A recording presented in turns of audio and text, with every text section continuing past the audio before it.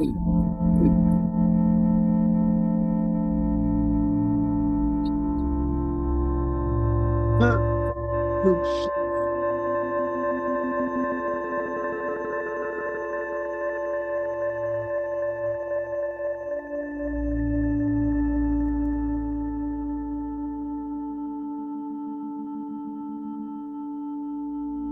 see Samir.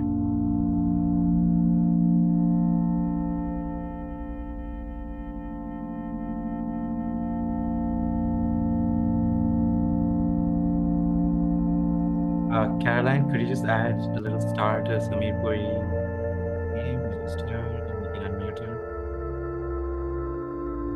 I think that's everybody for the first session. Right. So let's.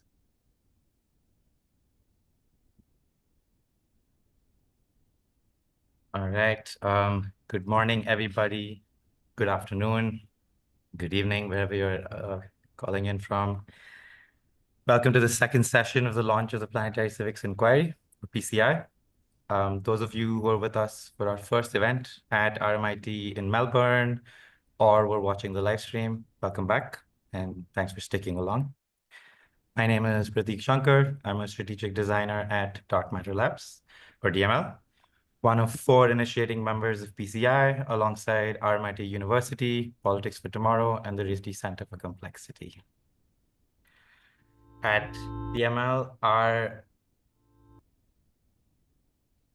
there we go. Yeah. At DML, our approach to this work stems from the realities of a rapidly changing geopolitical landscape. We are now in a multipolar, crisis-ridden world, experiencing a dramatic shift of the international order, the emergence of a new class of boundary-transcending challenges, but also opportunities to auspice this world and push the Overton window towards potentially a better future for all of us. We see our work with PCI as a renewed commitment to internationalism, as well as its radical expansion to include ecological stakeholders, the planet itself, as a key agent and fulcrum in the governance of our shared futures. Taking us through this critical discussion is Zara Sethi, mission holder of Planetary Civics at DML, lawyer, former policy advisor and political strategist, humanitarian, founder of V2 Britain, and most recently, recipient of an OBE for her work in international development, humanitarian action, and community cohesion. We have 2 sessions lined up for you today. A panel, followed by a smaller session where we have where we'll talk about a regional focus with some explorations of our place-based projects in the region. You can see a quick overview on your screens right now. And before we formally begin, a few housekeeping points. A reminder that this event is being recorded. You are free to post on social media. The hashtag for this event is #PlanetaryCivics. All audience members will be muted for the duration of the event. You're welcome to use the chat to post comments or questions.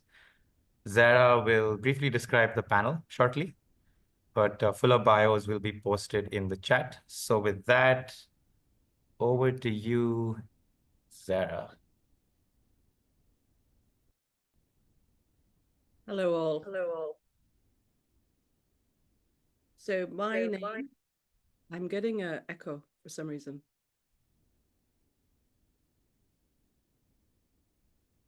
Can you still, oh, it's gone. Okay, brilliant.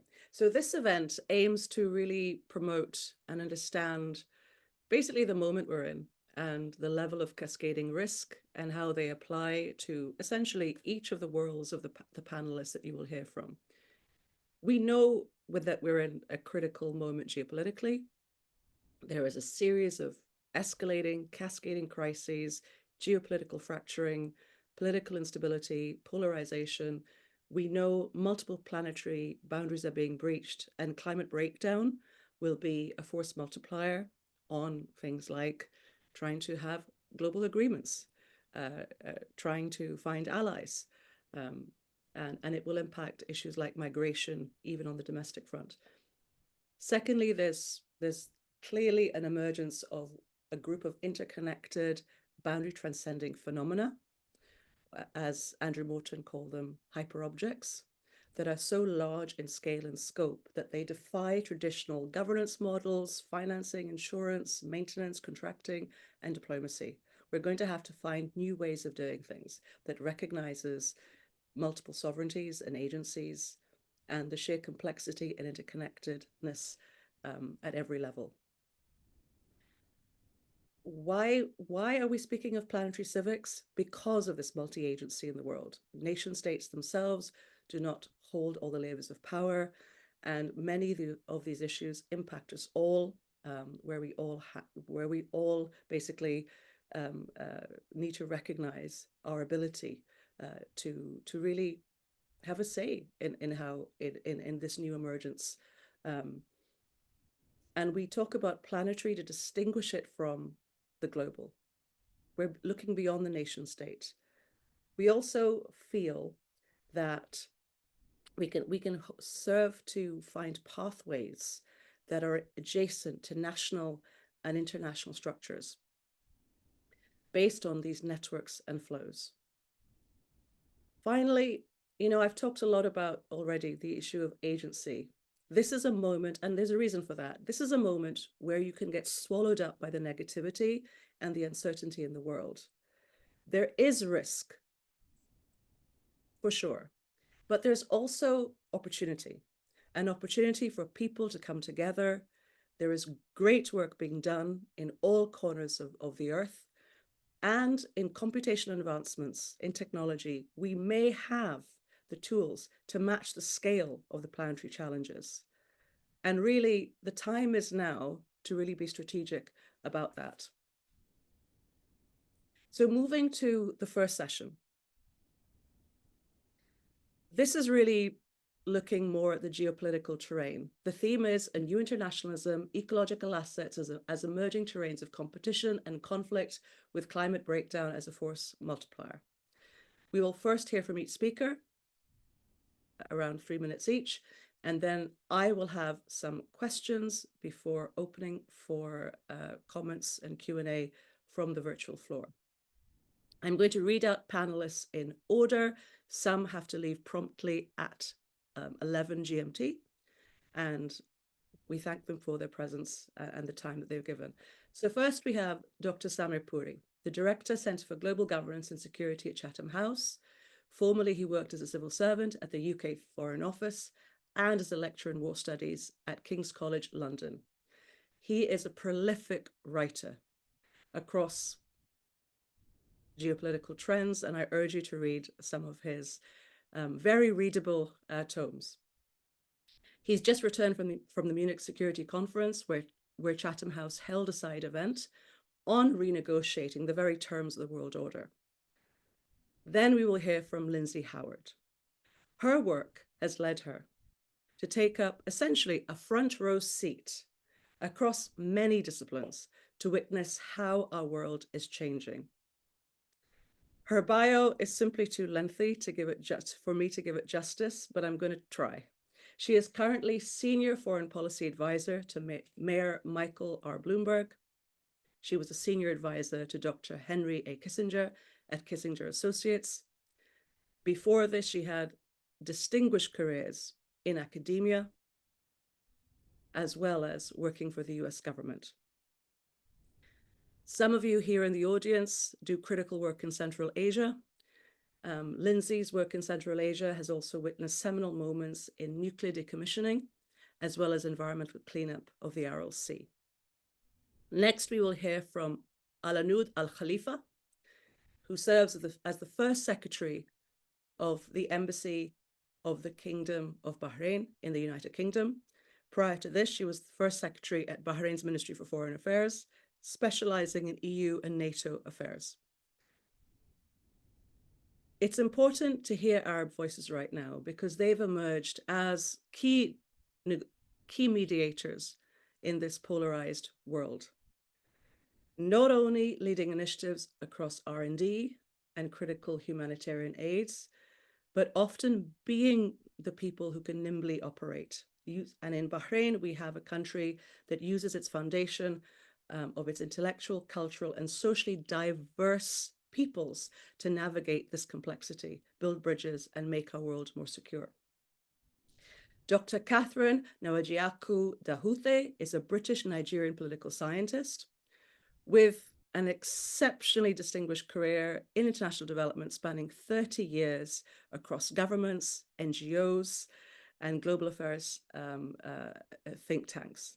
She's currently director of the Politics and Governance program at ODI, a leading global affairs think tank. Her expertise on business and human rights and corporate accountability and conflict in the extractive sectors, particularly Nigeria, has been the subject of numerous peer-reviewed publications and international research collaborations.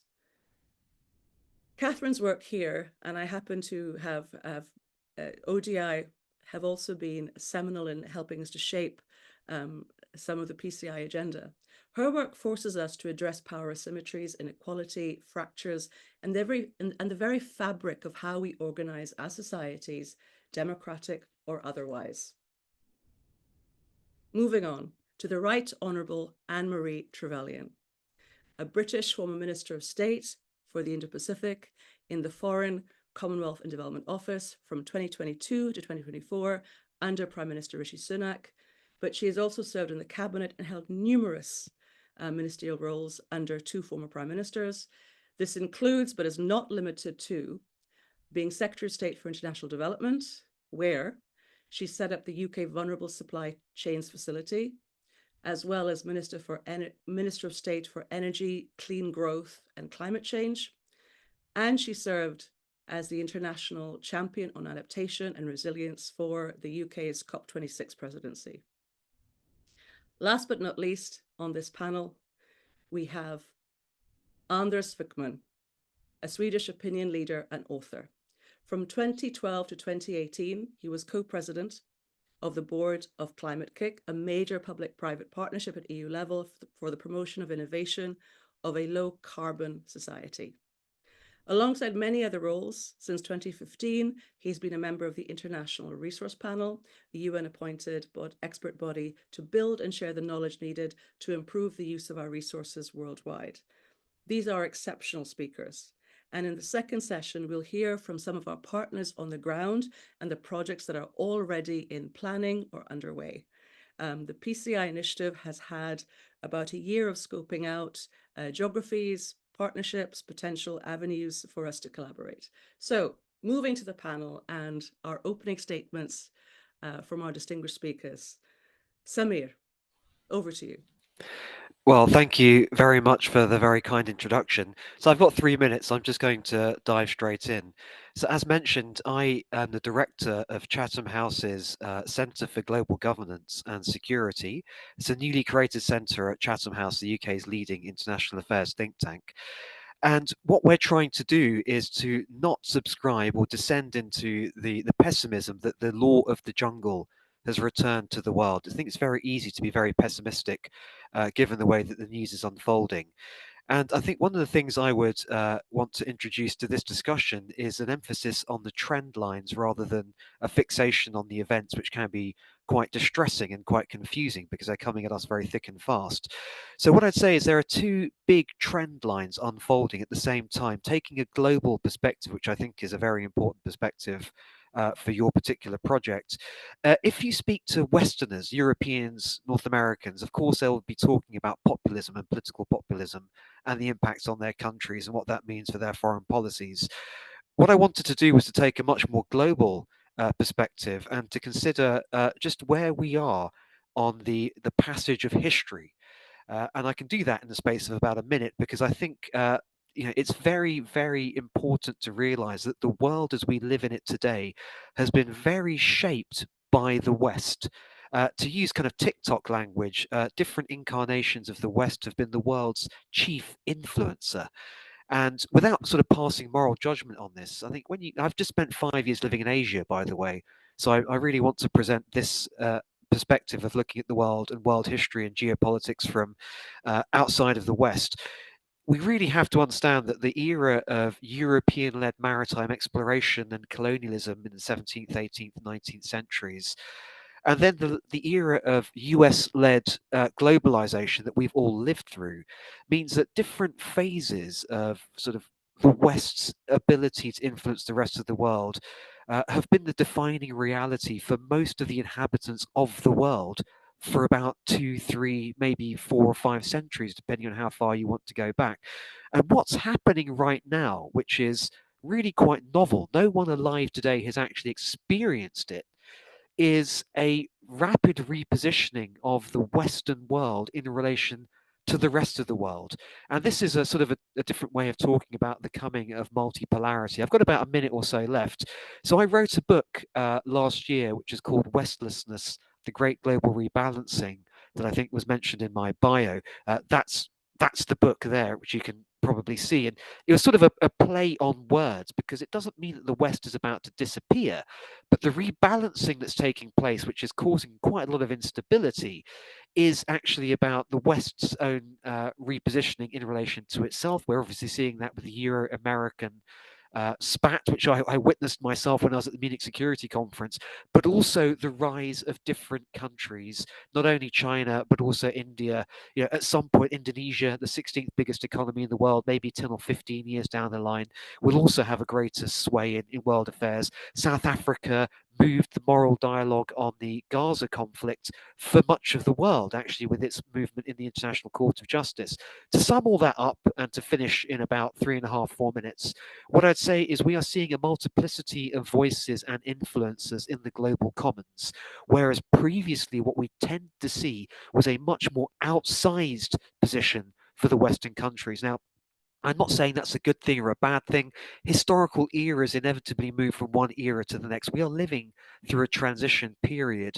And this is something that we need to understand the hazards around, but also potentially embrace the positives, because the outcome could be many decades from now, a world in which there are many more diverse voices, diverse views of how to organize civilization that are all mingling in and around how society and the global society organizes itself.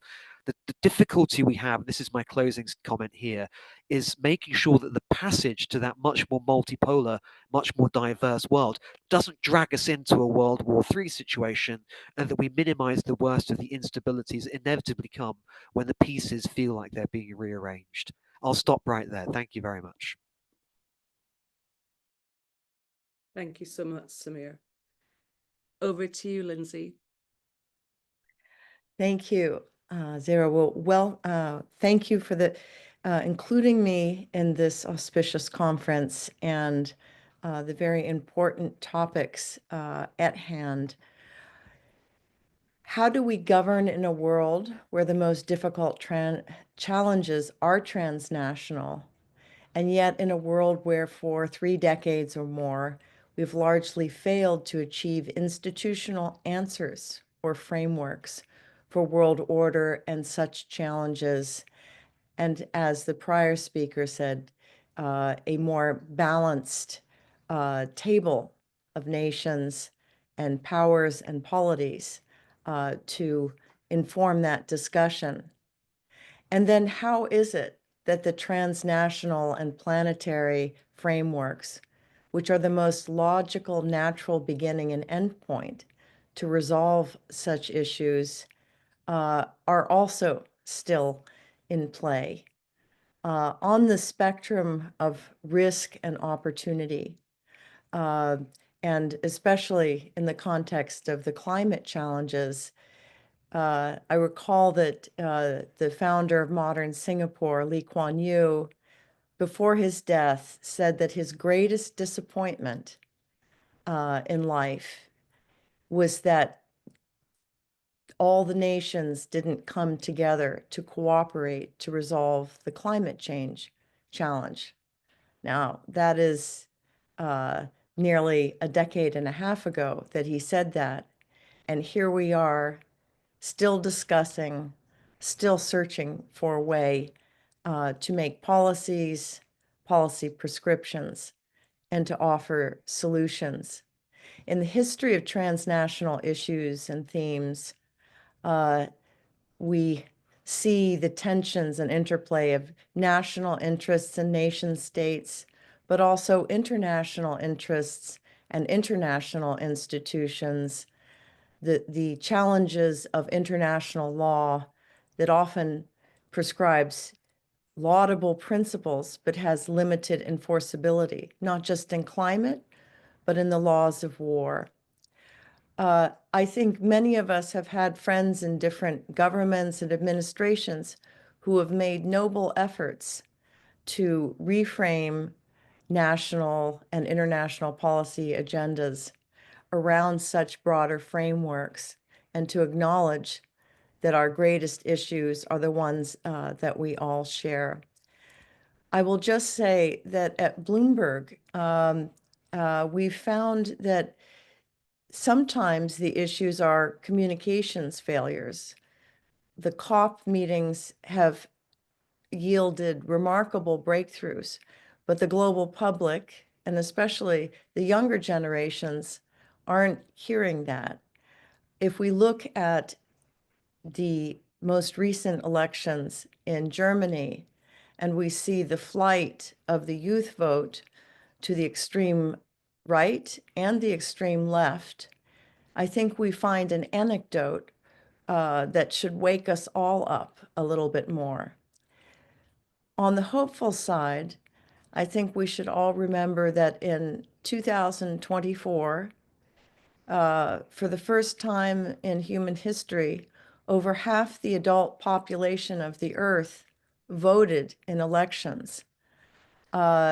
Despite all the challenges domestically and internationally, polarization, and a world order that is much in a state of change, possibly for the better, that we also have to remember that there are many wins and there are many good things happening under the radar, slightly out of reach. I'll close by saying that at Bloomberg, we found that transnational issues are a whole of society endeavor, and both in our business and philanthropy. We've chosen to focus on individuals and smaller institutions that are moving the needle. And sometimes that's Sierra Club, and sometimes that's finding one issue, like the use of coal. And sometimes that's something as simple as saying, during the first Trump administration and now announced for the second administration, that we will pay the United States membership fee in the climate accords to ensure that we are still all in, and to provide a pavilion and sponsorship of other programs at the mayoral level, local level, not just in the United States, but around the world. It seems like a small drop in the bucket, and yet these local individual actors make all the difference. And I think that they are the answer to the transnational and climate challenges and solving the communications failure, where we often don't know that there's much progress in many countries, all the way from rural electrification to renewables to energy transition. We have so much more to do and great challenges, but we also have many successes. Thank you. Thank you so much. Alanud, over to you. Thank you so much, Zahra, for all your efforts, and thank you for inviting me. It is also such a pleasure to be joined with such distinguished and experienced panelists. As a diplomat, I believe that diplomacy plays a key role in addressing these global challenges. And I hope these sessions, we have more sessions like this to benefit from the extensive expertise on how we can address the many planetary challenges we face today.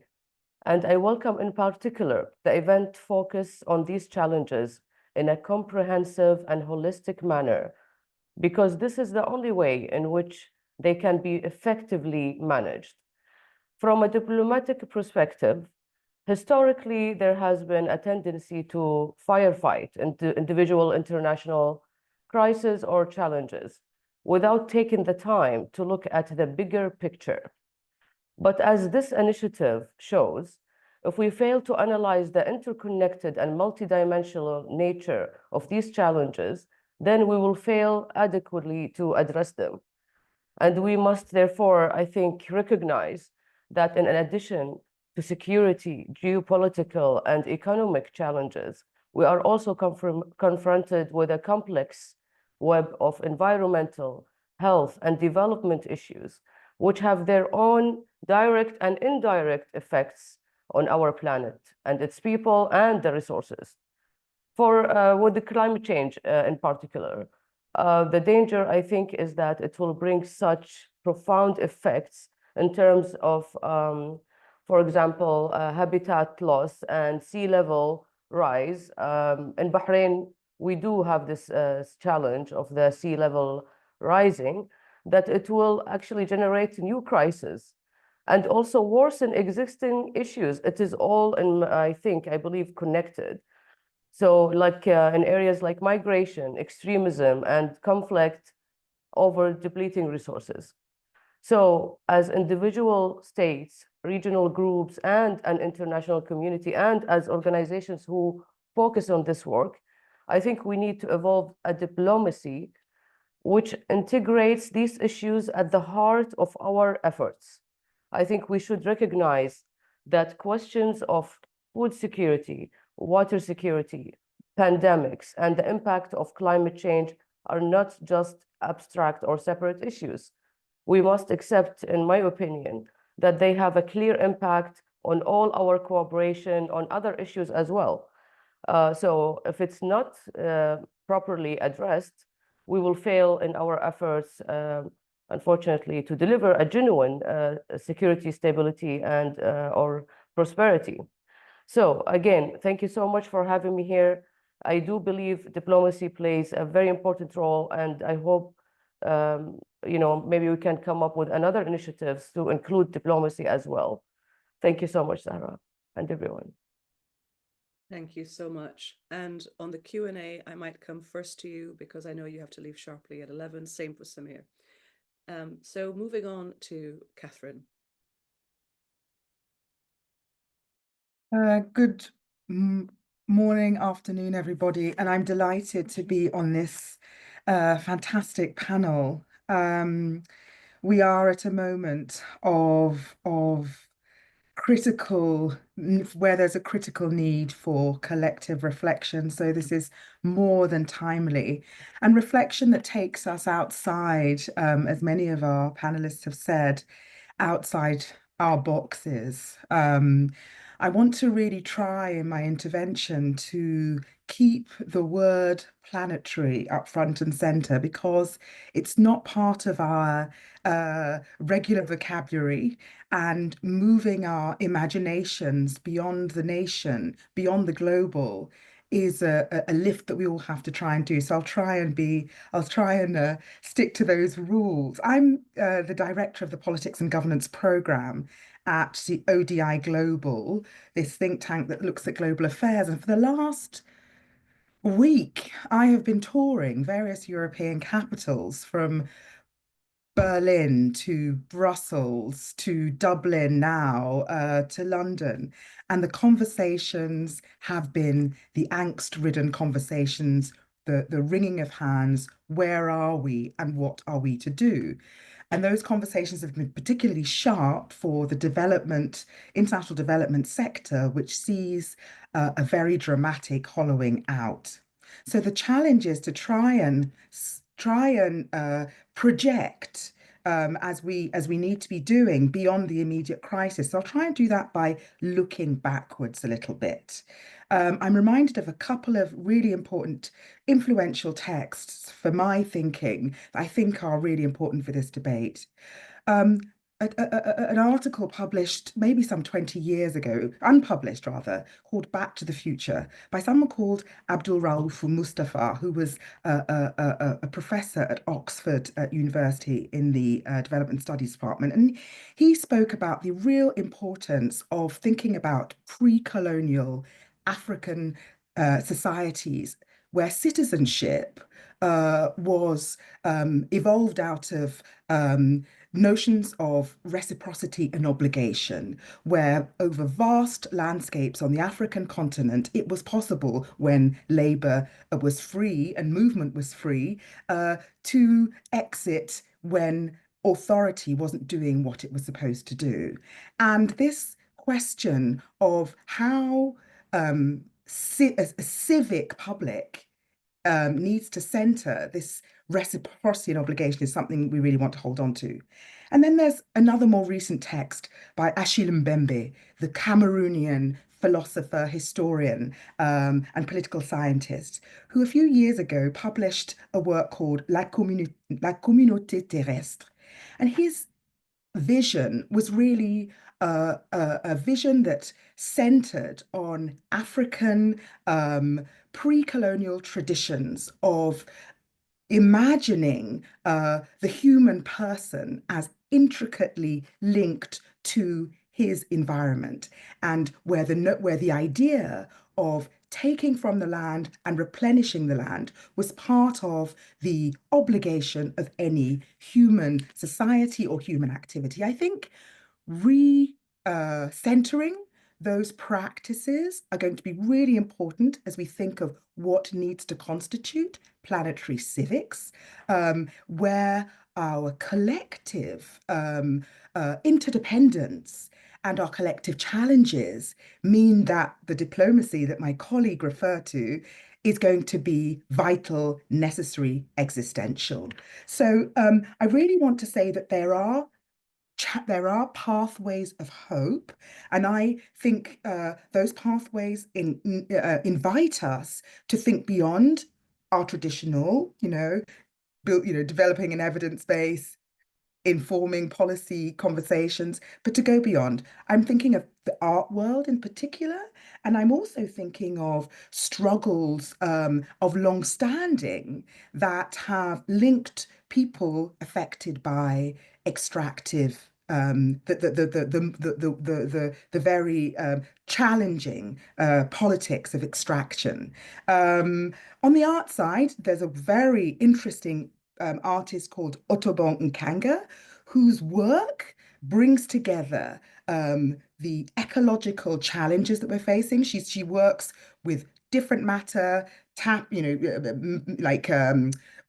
stone matter, oil matter across the world, and develops tapestries that demonstrate our interconnectedness. I think being inspired by that kind of work is critical.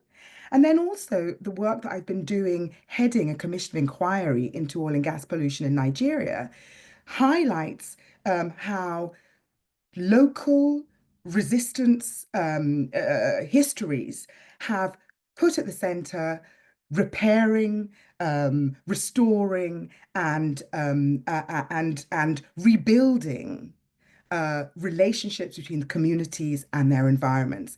Those movements have been global, if not planetary, linking communities that are facing the same.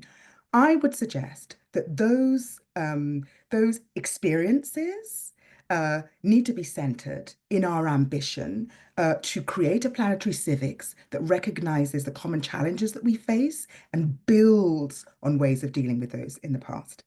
Thank you. I think I'll stop there. I don't know if I've gone over my 3 minutes. It was all valuable, Catherine, and I can always cut down some of my questions. I want to just recognize that Catherine was also seminal in helping us to develop our thinking, particularly in terms of her extensive knowledge on the African landscape. We couldn't have done our initial work without her. So over to Anne-Marie Trevelyan. Thank you so much, and thank you for bringing us all together. As the most recent politician in the room, let me talk to you a little around the challenges that are in this world of great power competition that we're now talking about, this shifting dial, not only, as Samir says, from this sort of Western set of rules which have embedded across the world, but both in the growth of population, but in wealth, thanks, I would suggest, in part to the rules of law and economic frameworks that the West had built and shared globally. The rest of the world has cracked on and is doing a brilliant job of growing their economy and helping their citizens to have more agency, more opportunities for their children. And that's what all policy should be focused around. So how do we, in this shifting world where we've got, 3 or 4 heavyweight male leaders who are choosing to do politics in a slightly blunter fashion than we've seen for the last few decades, but it's very familiar in historical terms. How do we, with a very large global population which believes in and has democracy in large part, help them to make the right decisions? Why is Trump driving his MAGA agenda? Because he wants America to be stronger. It's not very complicated, it's not very elegantly presented, but it's very clear.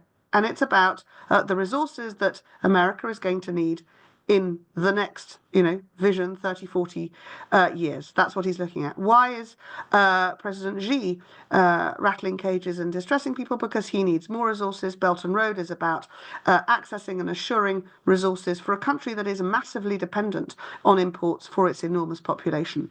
A population that doesn't have full democracy, but they have economic growth at such a pace that they're willing to tolerate the lack of freedoms having come from poverty literally 2 generations ago. These are really important anchor points from which we as policymakers and those of you who help policymakers to deliver what are democratically acceptable ideas into practice need to remember.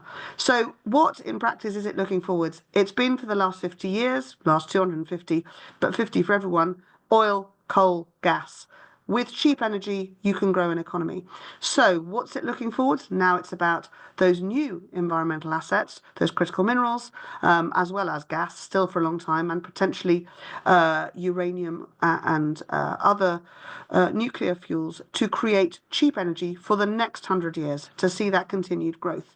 Where are the threats to those? A lot of those resources have already been very smartly ring-fenced by China because they have a long-term plan in the way they do their business. And it means that all those countries that perhaps didn't pay close enough attention have lost agency in the value of those assets that they have.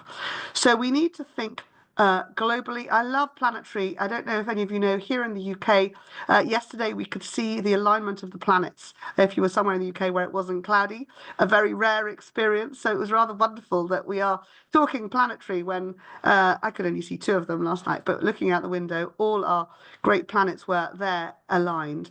How do we help those living on this planet to try and align better? We have to make policy that goes with the grain of human nature, because if we don't, it doesn't stick, and it creates terrible disruptions as we see. We have to think of policies, which is why some of the international development funding programs changes that we're seeing, I think, are very short-termist, and there are other ways to raise funds, because without those, we don't help those countries with less agency to get strong enough to take control of the issues of clean water, more resilient food supplies, maintaining and holding the value of their assets in country so that they too can grow for their populations. So we need to be thinking in a holistic, in a planetary way. I love the word.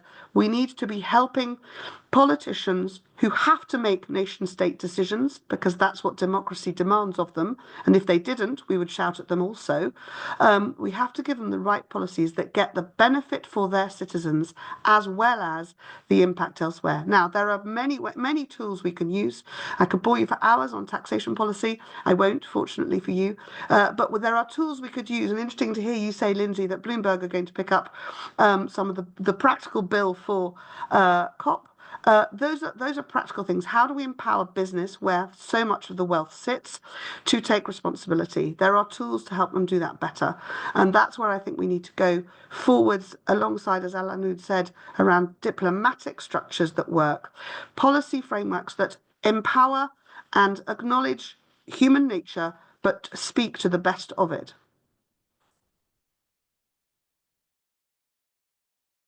Thank you so much, Anne-Marie. And last but not least, Anders.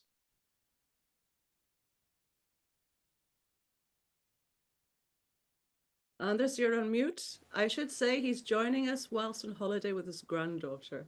We are very honored, but it does mean technical issues at the resort. I hope it works now. Well, thank you, and thank you for this invitation and for the very interesting comments before. I don't really know where to start because all of you have addressed various aspects of the challenges we face. But let me start with Samir. I think you are absolutely right that there is a great risk that we are paralyzed by what's happening now and fail to see the longer trends. And I agree with you in the description of the world. It has been shaped by the West, by industrialized countries, and we have put in place a system that is unfair to a large extent and also very wasteful. One of my functions is as a member of the International Resource Panel. We came out with a report about a year ago called Bend the Trend.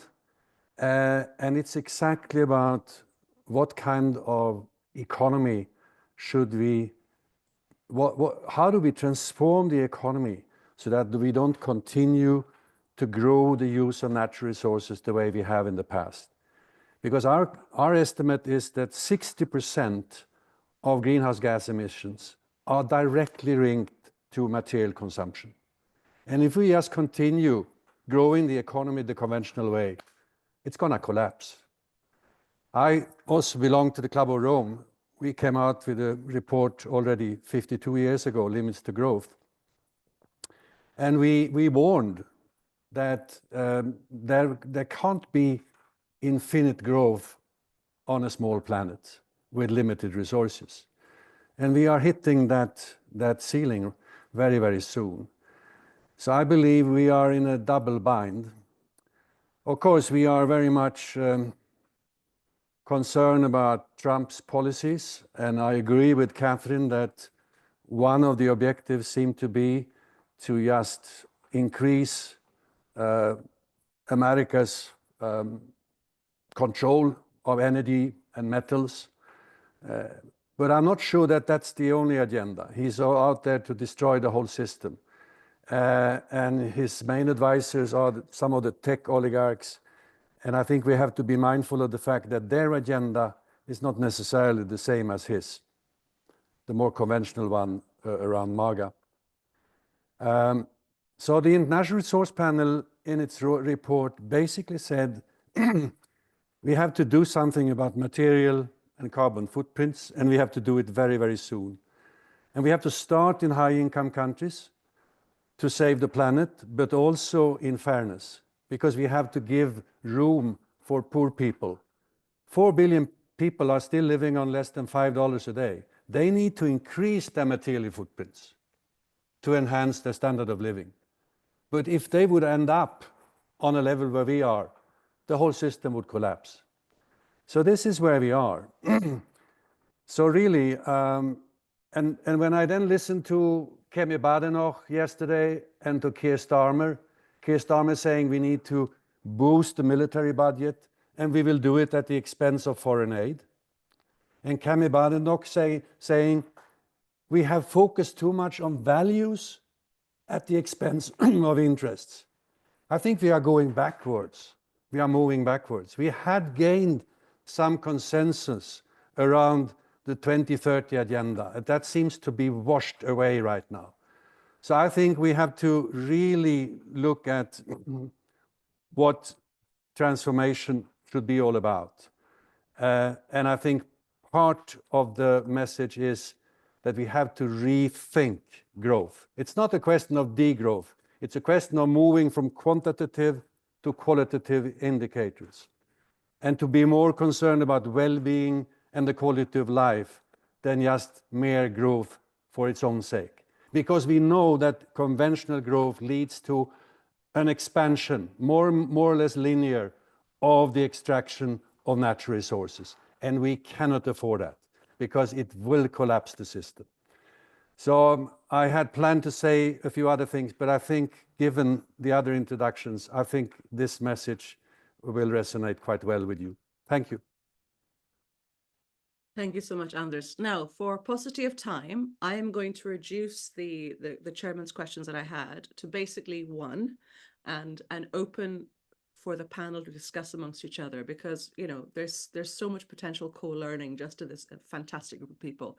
So I want to pick up on what a few panelists have talked about. The inability now in this fractured multipolar world to perhaps make decision making. We're going to see a move towards more regionalism. Could you foresee at some point a new Bretton Woods? And to pick up on what Lindsay said, how do we inculcate this whole of society approach? And what Catherine said, how do we, and how do we give people hope that there truly is agency here? And that, and finally, the final point on this is, with that whole of society approach, how do we stress the level of entanglement? For example, if you reduce foreign aid to 0.3%, you will in Europe have more migration from those from precarious countries. These issues are all interlinked. So over to the panel, and if you wish to raise your hands or interject, we can just take it from there. But I think, Alanoud, if you could quickly go first, and then all the panelists who are leaving at 11. Alanoud, I know that Bahrain particularly has just signed the US-Bahrain security partnership, which many other countries are joining. They hold the Manama dialogues. I think on the diplomatic convening, you might be the best person to start with. Oh, thank you so much, Zahra. I will keep it short, but there is a lot of insights from other speakers. And I think what Lindsay also said about the communication issue. I think, there is conferences being held, but what is the outcome? And there is many challenges for countries themselves. Like I know some countries, they don't have even the resources to address the problems of climate change. And for other countries, I cannot comment on that, but other countries have to contribute to help other countries face the challenges, because I think a lot of countries do have this issue.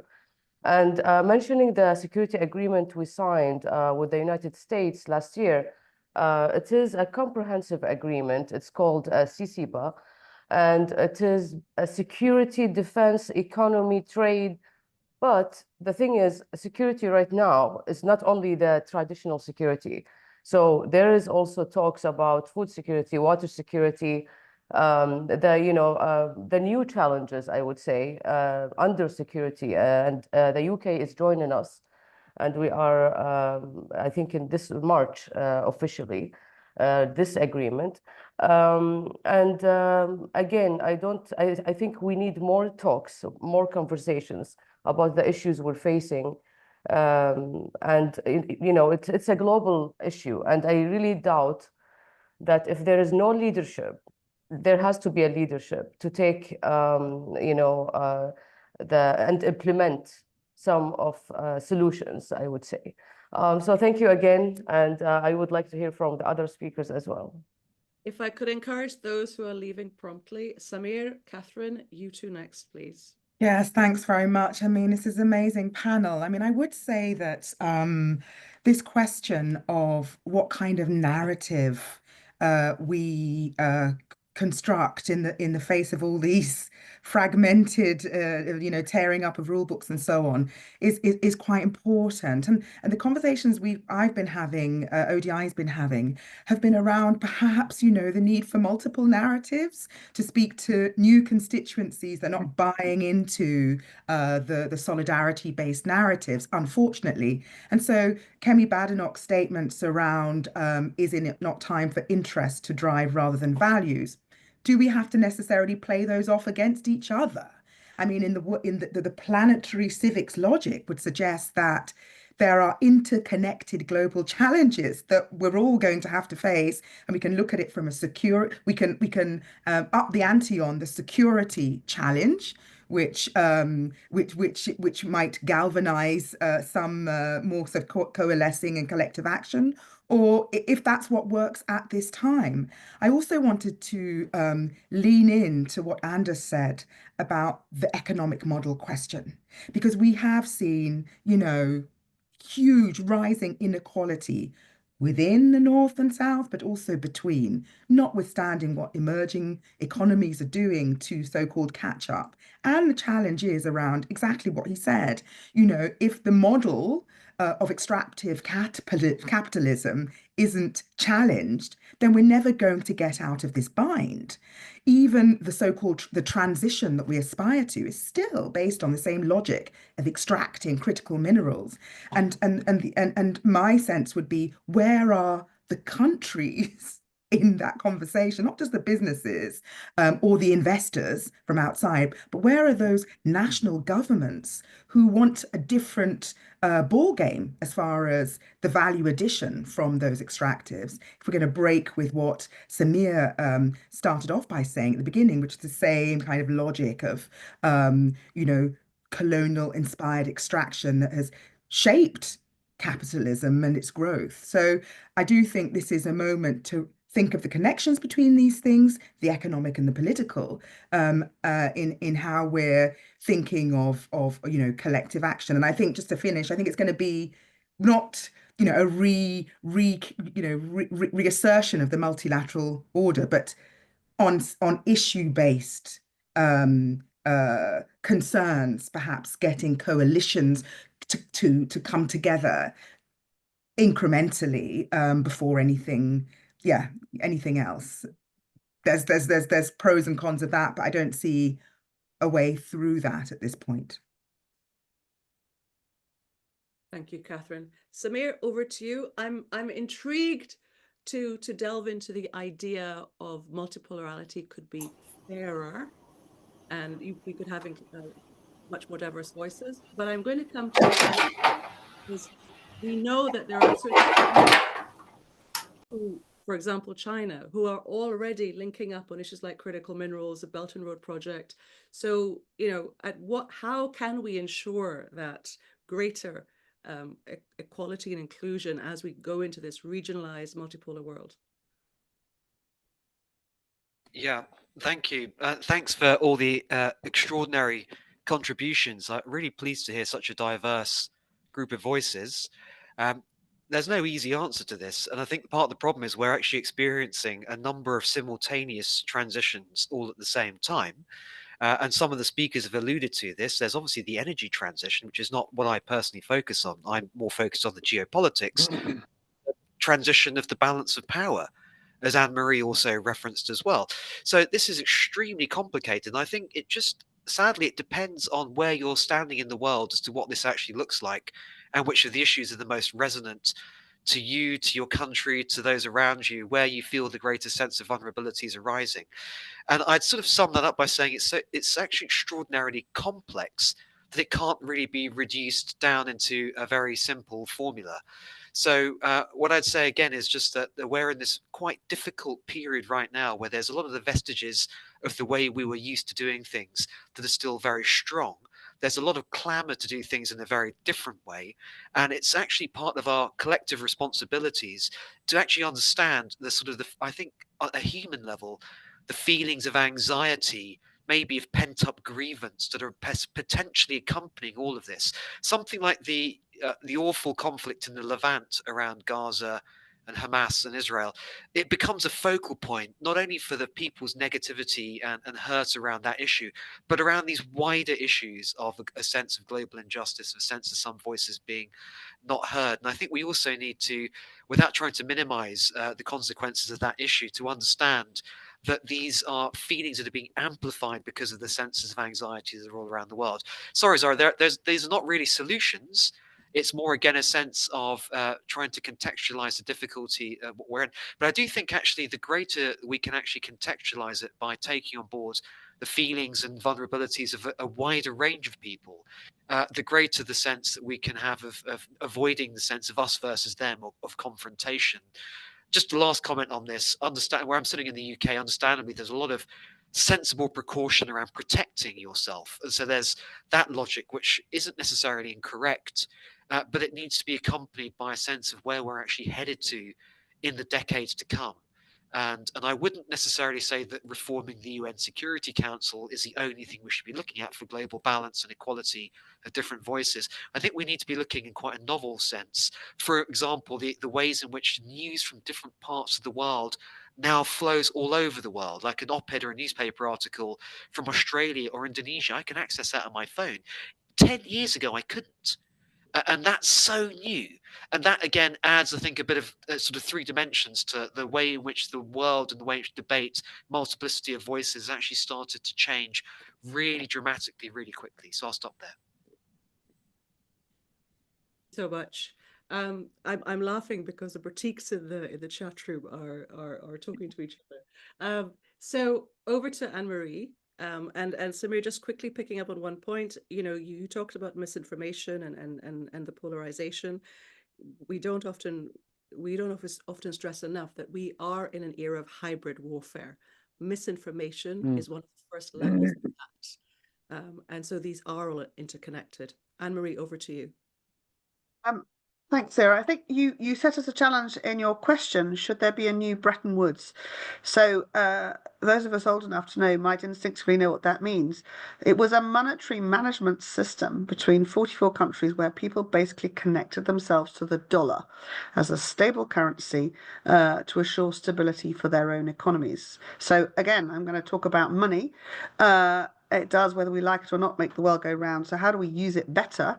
And is the fact that we are all still effectively working to the dollar, and therefore when they do well, we all feel more strain, something that is unsustainable. That's a really important challenge. And of course, that is what one of President Xi's focuses is there a way to break that dollar stranglehold? And that's a really important question. And it comes to the question, which is, if it's not that, then we all panic and it's terrible, our currencies crash, and then we have come back to no agency on the planetary spectrum for our assets, for our people's opportunities. But Anders makes the really critical point, which is a large proportion of our planetary neighbours are still living in real poverty, and getting a balance of sustainability is the only way to shift that dial without also impoverishing those that aren't in that state. So the sustainability challenge is the one that we have to find policy solutions for, which don't take those who are doing well backwards, because that gives you wars and riots very quickly, but it allows the development for those who are not yet in a similar place. Always bearing in mind that humans are, and there's some really interesting conversations in the chat, humans are quite fractious, fearful people as a whole, and we have to make policy that takes them feeling secure in the right direction. So what we're seeing at the moment, courtesy of the new Sheriff Trump in town and his marshals throwing their weight around at Munich, is a statement from the US that they don't want to be the only policeman. Could everyone else do their own policing? Okay, I mean, that's it's a challenge that's been thrown out there. What it's done is create terrible anxiety, understandably, because we've all been just assuming that the US was the only sheriff in town, but it was okay. So when you pull that, seemingly pull some of that plug, it creates fear. Everything that sits in the UN, that sits in NATO, just even the sharp end of defence, is built on trust. So we have to find ways to ensure policy making that moves forward maintains the trust, both of our voters, but more widely of those who don't have or think they don't have any agency. Because if we don't do that and we try and move in a direction that leaves people out, whether that's currency, whether that's enough weapons to throw them at your neighbour if they try and nick your neighbouring fields, we end up going backwards. So I think 2 pieces, which is it is all about money. Who was that, Mr. Clinton? It's all about the economy, stupid. But it's about working with a sustainable policy vision so that those who have yet not as much can keep going in the right direction.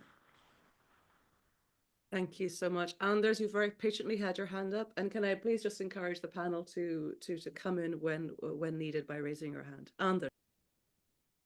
Well, first of all, when we talk about the system, it's of course, on the one hand, the overall governance system, the Bretton Woods institutions, the UN, all the international conventions, etc. And I think we have a problem there because many of the challenges we face are cross-boundary. And yet we are still sticking around with principles from the 17th century, from the peace in Westphalia, the sovereignty of the nation state. I'm not saying that we can abandon it, but we have to do something better in the future, because these transboundary issues need to be tackled much more aggressively. Secondly, when we look at the economic system, I would submit that conventional economists are nature blind.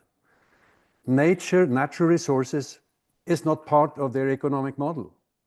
They talk about financial capital, they talk about labor, they talk about technology, they talk about innovation, but everything that has to do with nature, natural resources, is the life-supporting system. It's not in their model. And whenever there is a problem, it's labeled as externalities. Ladies and gentlemen, that may have been okay when we lived in the empty world. Now we live in the full world. So we have to do something with economics. And that's the elephant in the room. And the problem is that they are in lead positions everywhere. Of course, we have economists who understand this, but they are not mainstream, and they are not in control. Thirdly, when we talk about a new international order, I think the finance system, the trade system, and the IPR system, intellectual property rights, is unfair. For instance, if I look at Europe, we gladly welcome raw materials from the south, but we have tariffs on manufactured products, which means that 80 to 90% of all the raw materials that are processed in the south, the value added is taking place in Canada, in the US, in Europe, depriving them of employment, depriving them of the value added and the much higher revenues when you sell processed products as compared to raw materials. We have a huge problem here. And I hope that maybe the only positive thing with Trump is that he's going to shake up the system to the extent that there is a better chance, hopefully, to build something that is better. And to make a final comment about the standard of living, the resources we use, Anne-Marie, I agree. We cannot change this by moving people in the north backwards. We cannot lower their standard of living. They won't accept that. But we can do much better when it comes to using resources. Most of the materials that we use in the economy are used only once, in spite of the fact that they can be used on and on and on again. We have linear production systems everywhere. By moving to a circular economy, by extending product life, by reusing, renovating, etc., we could do much better. Look at food. We waste 30% of the food that is being produced in the world, just as examples. So I think that there are enormous possibilities. And the International Resource Panel, we have pointed at them, we have illustrated them very well in our most recent report. And in Earth for All, another report coming from the Club of Rome, we have also focused very much on the needed transformations, 5 turnarounds. So there are quite a lot of good examples of what to do. The problem is, of course, how do you do it with the wild animal in the White House? That's the problem. And we have a smooth transition to our colleague in the US, Lindsay. Thank you. A reminder from American history that even our own policymakers and strategists might have lost the plot on, and this relates to Bretton Woods and economic reform and geopolitical reform. When Truman and Eisenhower were president, the understanding was that democracy and free market policies and frameworks were likely the best way for other nations to achieve economic and political stability and to take agency and stakeholder roles within the international system. I don't hear a lot of policymakers or politicians talking about that. It wasn't for global hegemony. Let's remember that America has also gone through enormous periods of poverty and debt, including at the very beginning after the revolution, where we could barely pay our bills, and then during the Depression. So we can relate to a lot of countries if we remember where we came from. Secondly, just on and quickly, because we are out of time, I see, Zahra, that on Samir's excellent points about rebalancing, we do have to be careful about where the focal point goes, because I like to say you can do brainstorming or blame storming. Where are you going to put your energy? And it's not like we have a lot of time. It really is T.S. Eliot's wasteland, and we're burning. And the planet is burning, as Anders might say, but isn't shouting here, but I will. On Anne-Marie's earlier point, business has to be part of this. When I say whole of society and I look at polarization where, point the finger at billionaires and oligarchs, obviously, I work for someone who's in the billionaire camp, but I think he's the enlightened version of that. And yet, as Anders mentioned earlier, the technology oligarchs or oligopoly, and we're not talking about AI regulation right now, but we really, we can talk and blame and shout all we want, but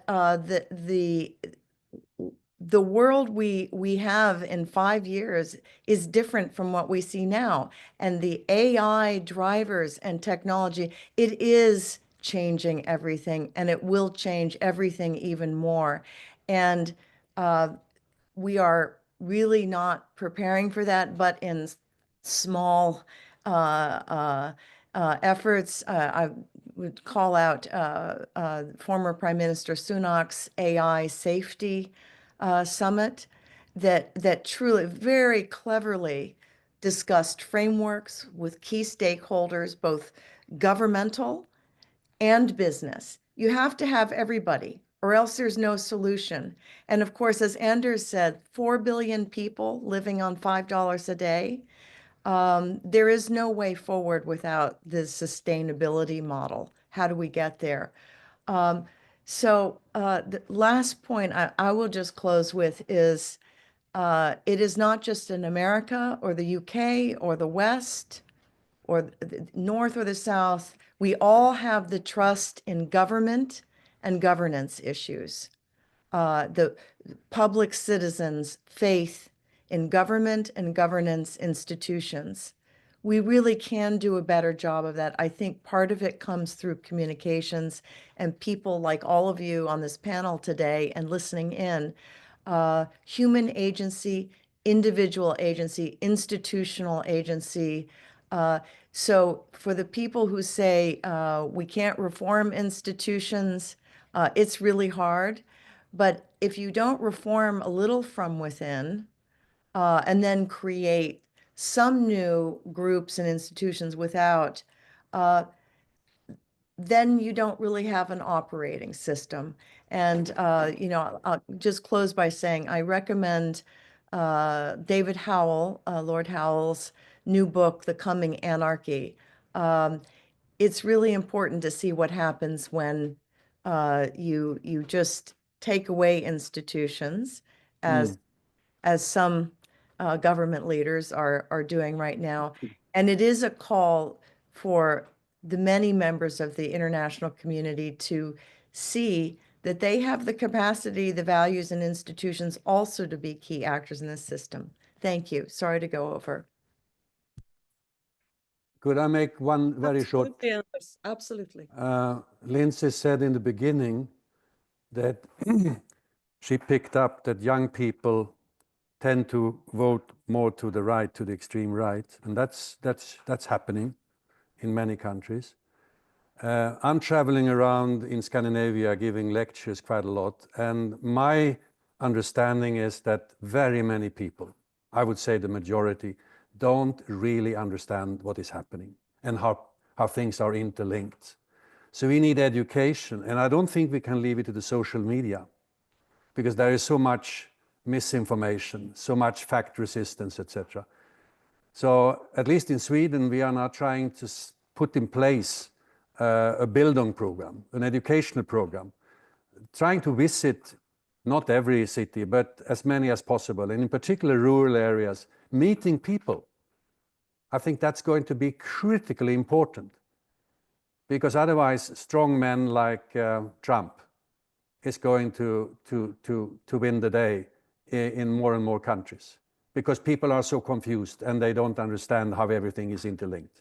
And they don't see that values and interests can be, of course, merged, but that has to be a very careful process. And it's not being done through the conventional wisdom. It's done by exploring new pathways, new solutions. Thank you. Thank you all. I'm going to have to wind down because we are getting to time. So first of all, and please show your appreciation for these incredible panelists. Many of us know each other very well, and I'm so glad that the diversity of perspectives has been represented. Now, I'm going to finish with probably an ask for each panelist to give, remaining panelists to give a shout out on a solution ahead. So Samir talked about the need for new narratives. One of the reasons why PCI has been engaged is to bring future collaborators together to look at innovations around legal innovation, diplomacy, financing, ensuring and repairing undersea cables, looking at how we govern, looking at how we contract with each other in a multipolar, multi-stakeholder world. So just to wrap up, I would love for each panelist to think about something, if they had a magic wand, think about the one thing you'd like PCI to focus on as the necessity in terms of an innovation needed in this world today.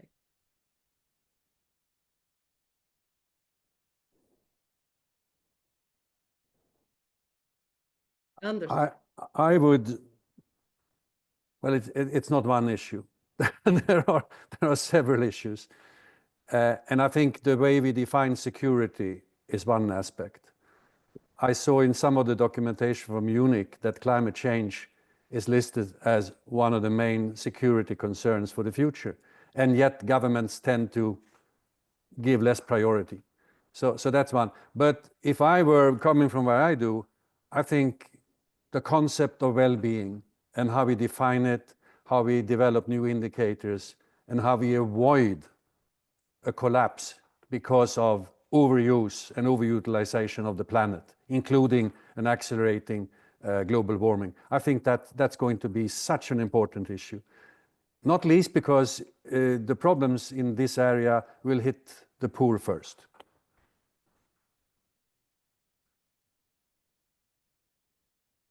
Anne-Marie. An impossible question, one solution, but and I like Anders's. We had it's gone into bed at the moment, but David Cameron brought in what he called a happiness index. It was a really interesting monitoring process, and fascinating to see for 15 years the sorts of day-to-day vision that people had of their lives. A very good sounding board from which to work on that one. So if I had to, can I have two? I think one of the most impactful things, and it's running, and Lindsay mentioned it, is the Powering Past Coal Allowance. I helped launch it when we were chairing COP26, driving a single, if you like, point of failure in our climate change challenge to encourage people to move away from coal. In doing that, driving towards more sustainable, cleaner energy solutions. An incredibly focused campaign, which is, doing well. There's more to do. So if I could rocket fuel that into impact everywhere, that would definitely be one. But I think the other one would be something that I've done a lot of work on, and we've talked about critical minerals, environmental assets, is maritime domain awareness. Empower and give every country, every nation, every community the ability to understand and protect their waterways for fish, for cleanliness, and indeed for the minerals that live at the bottom. It's an area of huge gap, which leaves, again, to my earlier point, so many unable to know whether the assets that their country has are there for protection and or use. So I would, if you gave me a magic wand, provide effective maritime awareness tools to everybody. And Anne-Marie, the first two projects at DM are looking at critical minerals and maritime issues. In fact, as you know, I'm talking to the Australian government on Tuesday. So thank you for your leadership in these areas. I was going to come to you, Lindsay. Last but not least, I think, rounding up with one of the most inspirational female leaders that we could possibly hear from. You're on mute. Thank you. I will close then with a full request and mandate from Dark Matter Labs and all of us, and that is the singular focus, strategic communications frameworks. You have the design teams and the thought leadership to pull out of COP, to pull out of financial reform discussions, these messages that will help lay the breadcrumbs for the public to see what we can do and where we might go. And this is vital right now, as you mentioned, the information warfare. And Anders mentioned social media. Let's talk about the war of propaganda in the world, the weaponization of social media, and then the perhaps unintended consequences of social media, where it has become a corrosive platform that undermines institutions, laws, and principles. We can do something about it. Just as it's possible to put poison in the water, it's also possible to put in probiotics and to re-engineer back the other way. We're not helpless. We have agency. It is, yes, much harder to do.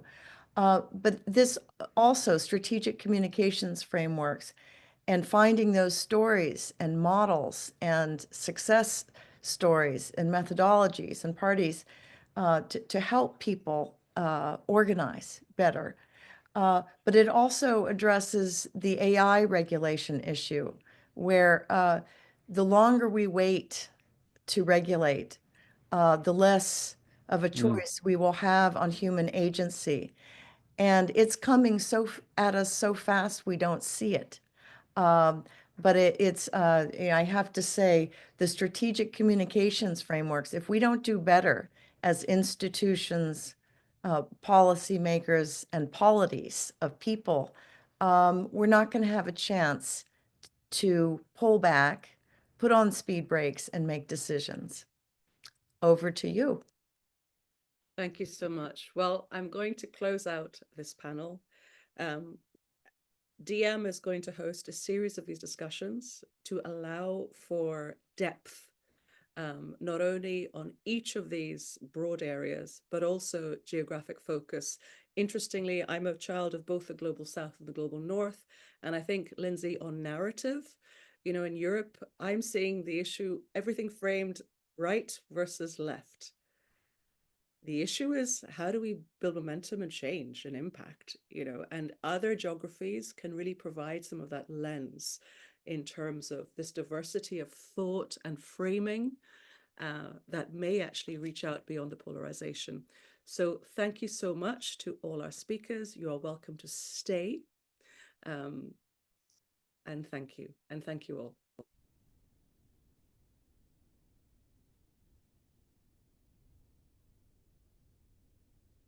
If I could invite Dr. Ralph Horn and Ruben Roberto Dusso to join and be the two people clearly on the screen. And Natalia and Marcial as the translators. I'm just going to do a little bit of housekeeping. We are committed to being truly multidisciplinary and to go into different geographies.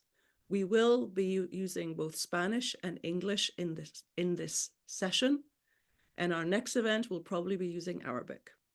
So I think it's really important when we think about narrative framing to realize that there has been dominant viewpoints, and those dominances are also reflected in language.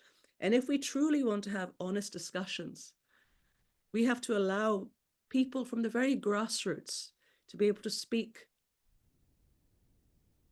in the places they are used to operating, in the environments in which they feel comfortable, and with the languages and tools in which they feel comfortable. So I'm just going to let our next two speakers to get comfortable. Marcial, do I have you with me?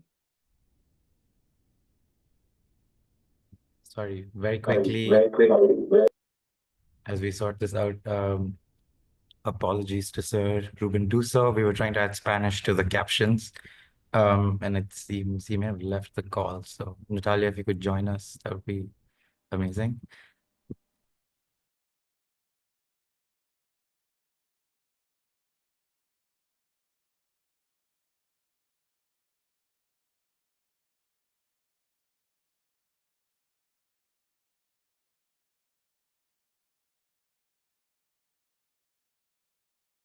Ralph, perhaps you'd like to come in while we just figure out.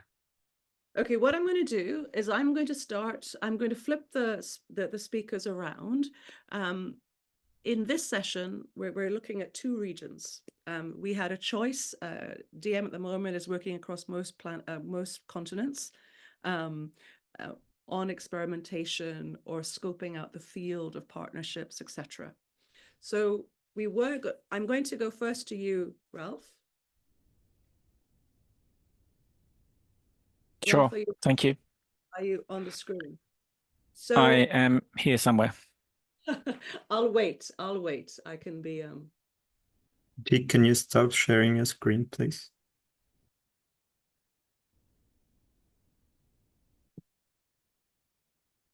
Yeah, so we need Ralph, Natalia, Mr. Dusso, and Marcial on the screen. So Dr. Ralph Horn is actually from one of our founding partners of the PCI Alliance. He's Deputy Pro-Vice Chancellor of Research and Innovation at RMIT University in Australia. He has extensive research in urban policy, urban and social policy change for sustainable development and design. He's extensive experience in environmental techniques and sustainability appraisals, and has a specific research interest in low carbon urban transitions.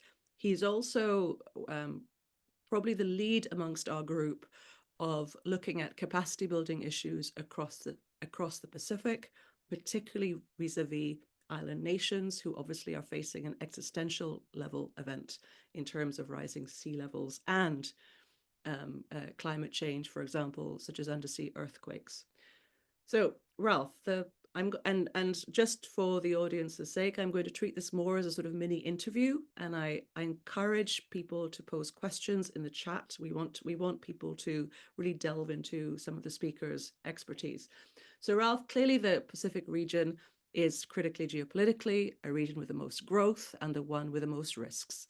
Australia finds itself in a unique position, being a Pacific partner, a Quad partner, a Western ally, a resource-rich nation, and a nation committed to climate adaptation mitigation in the region.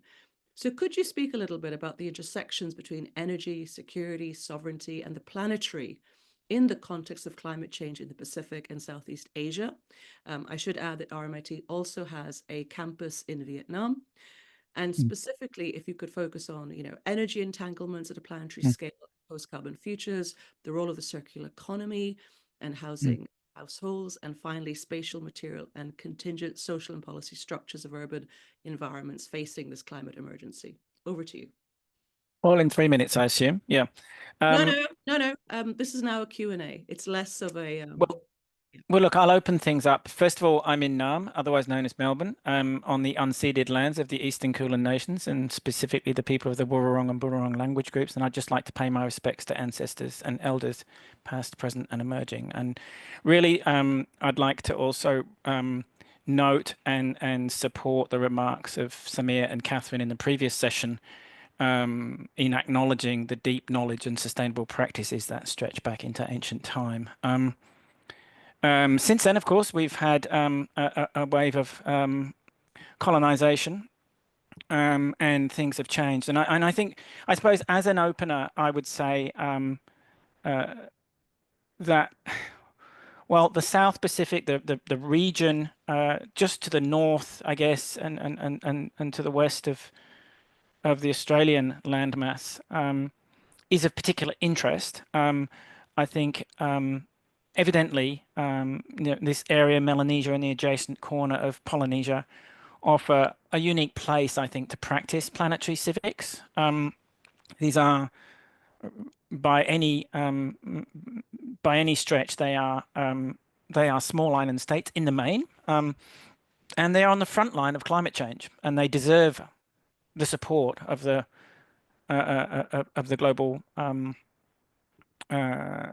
global resources, and I think, but they also have enormous experience in sustainability, experience in resilience, and practices of international interdependency between these island states. And so, yeah, there are various adjacencies which I think draw us into questions of energy, of sovereignty, and the planetary. And look, following on, I guess, from the commentary, and we can't really avoid, I guess, this moment that we're in, the current kind of isolationist, populist, nationalist turn. I think there are huge implications for this region. Obvious ones around security and around and comments that have already been made with regard to other regions, but also apply to this region. But also, I think it's important to note that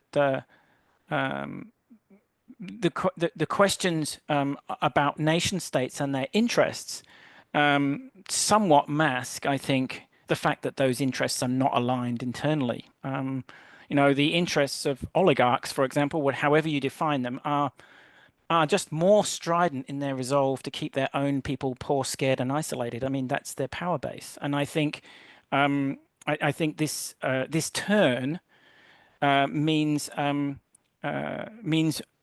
we as a planetary civics community, I think, have an obligation to engage with that turn and respond in kind. So our response to the alienation that market-based approaches to tackling climate change are bringing, and frankly, that's what we're seeing. Current dominant kind of approaches to tackling climate change are making inequalities rapidly worse between generations, between regions, between classes, within countries. And that's what we need to respond to, because in so doing, we also respond to the rise of populism. And I feel that it's quite strongly that our response, therefore, is not so much to focus on the instrumentalities and the technologies of procurement of renewable technologies and deploy them and hand them over to the usual suspects, but is actually to engage with the concepts of solidarity, agency, ontological safety, and security that lie at the heart of these feelings of alienation. And I think that spaces open up when we start to do that.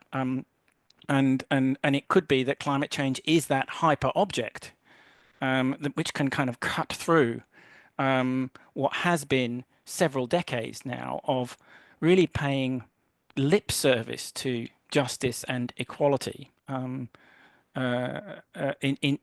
prosecuting a climate response. So for me, the Planetary Civics Initiative and in this region is an opportunity to kind of turn away from the exclusionary orthodox projects and develop a more robust and practical response to what I would call regressive populism. My experience is drawn from me as a humble geographer, working on things like just transitions away from coal and housing retrofit and so on. Every time I meet and talk to real people affected and engaged in the low carbon transition, it's palpable. The lived experience of market-based greening is alienating. And this project is an appropriate moment, particularly given the cluster of crises that we are talking about in this conversation, to actually confront that in new ways and respond with our glasses firmly half full by seeking to build the collective commons, to build justice and generosity, fairness, solidarity, mutualism, trust through the work that we do. And I don't think this is necessarily within those nation states, and that's why the planetary, I come back to this term, is so important here. You know, solidarity is something that transcends those boundaries. I also think there's a payoff for humble universities like RMIT. You know, if we can partner on genuine pre-colonial, post-colonial knowledge, on this turn, then we will benefit in rethinking pedagogies, relationships, and ways in which we co-create new knowledge. And so for me, that has also a kind of selfish interest, if you like, to end on that note. So yeah, I think while I probably could have talked more about energy systems and processes, I think what I'm trying to do is frame a kind of way of thinking that could then be used and applied into various technologies. I just don't think that the technology itself is the starting point. Sure. I actually want to lean into the fact that you hold a senior role at a university. You know, we've heard from the previous panel around the need to shift narratives. We've heard about, you know, needing to provide hope, particularly to young people. We've heard about the need for capability building and skills. I'm well aware that RMIT's existing work with regards to PCI has been around thinking about our new educational frameworks. There's been at least a year of activity which is slowly going to be put out on LinkedIn and elsewhere over the next few weeks. But we clearly, as Samir said before, you know, we're in an era of multiple transitions. We may not have the skill sets, the knowledge base, the networks to be able to equip our young people or our new cadre of government employees or our business leaders to even begin to know how to navigate this. So how do you see the role of education in this space of the planetary and multiple transitions? Well, I think that the academy is always, I guess, occupying multiple positions in society. It's at one moment it is a bastion and in its ivory towers, and it's a conservative, if you like, institution. At another, it is driving knowledge, innovation, ideas, and pushing boundaries and seeking to transform society from within. I don't think there's I don't think I would take a permanent position on the role of the academy. What I would say is that at RMIT, we are lucky. We have a wealth of creative disciplines at Strength who sit in the same college as schools of social sciences and humanities, and And of course, there's a huge technology college as well. And as you said before, Zara, we have a global footprint, or if not a planetary one. We have presences around the world, and we're lucky enough to be able to attract students, academics, thinkers from across the globe and engage. So I think that I would see the role of the academy now to defend the idea of knowledge, the idea of truth, the idea of and the values, if you like, that come with fighting disinformation. And just as we would see the same from the point of view of any other branch of what I would call social justice. So yeah, this is a public funded university with a charter that is based around public good. So I think we have a role to play, and the resources that we have at hand, we can and should and are trying to apply to this endeavor of engaging with a world that is going through these shifts and facing particularly the existential threat of climate change. I could not have planned it better for you to finish off with a call to action and to really enforce the power of education to help on so many of these issues. We had one comment in the chat about how, governments may be more conservative, but academics, thought leaders have a role to play. I would add, Ralph, as you know, there are multiple initiatives underway, both in the smaller islands. You talked about the energy issues. There are multiple projects underway around legal innovation. We've just, by the way, helped a partner in Tonga set up a whale protection corridor. And there is massive legal innovation going on at the indigenous and community level in the Pacific Islands. So it's an exciting but challenging time in the Pacific region. And with RMIT as a cornerstone partner in this, as a site of convening, we thank you for your work and your support today. It's been a joy to have you on this journey with us, Ralph. The feeling's mutual, Sarah. Thank you so much. And a shout out to Chris Speed, if you're here, who has been leading a lot of the new pedagogy and academic frameworks innovation at RMIT.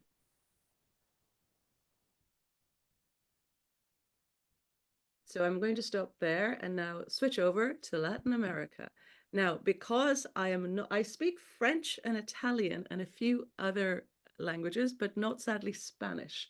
So we're going to have a sort of mix of Spanish and English being translated. I am going to hand over to two colleagues who will be co-hosting. Alberto and Marcial, are you here? Hi, Sarah. I am here, yes. Brilliant.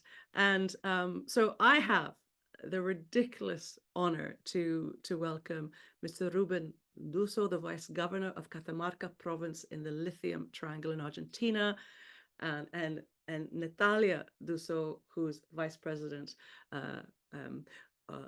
of Camian, who's here to also help with fleshing out the industry-specific issues and supporting translation, because she's multilingual, as many on this group are. Senor Duso, can you hear us? You're on mute.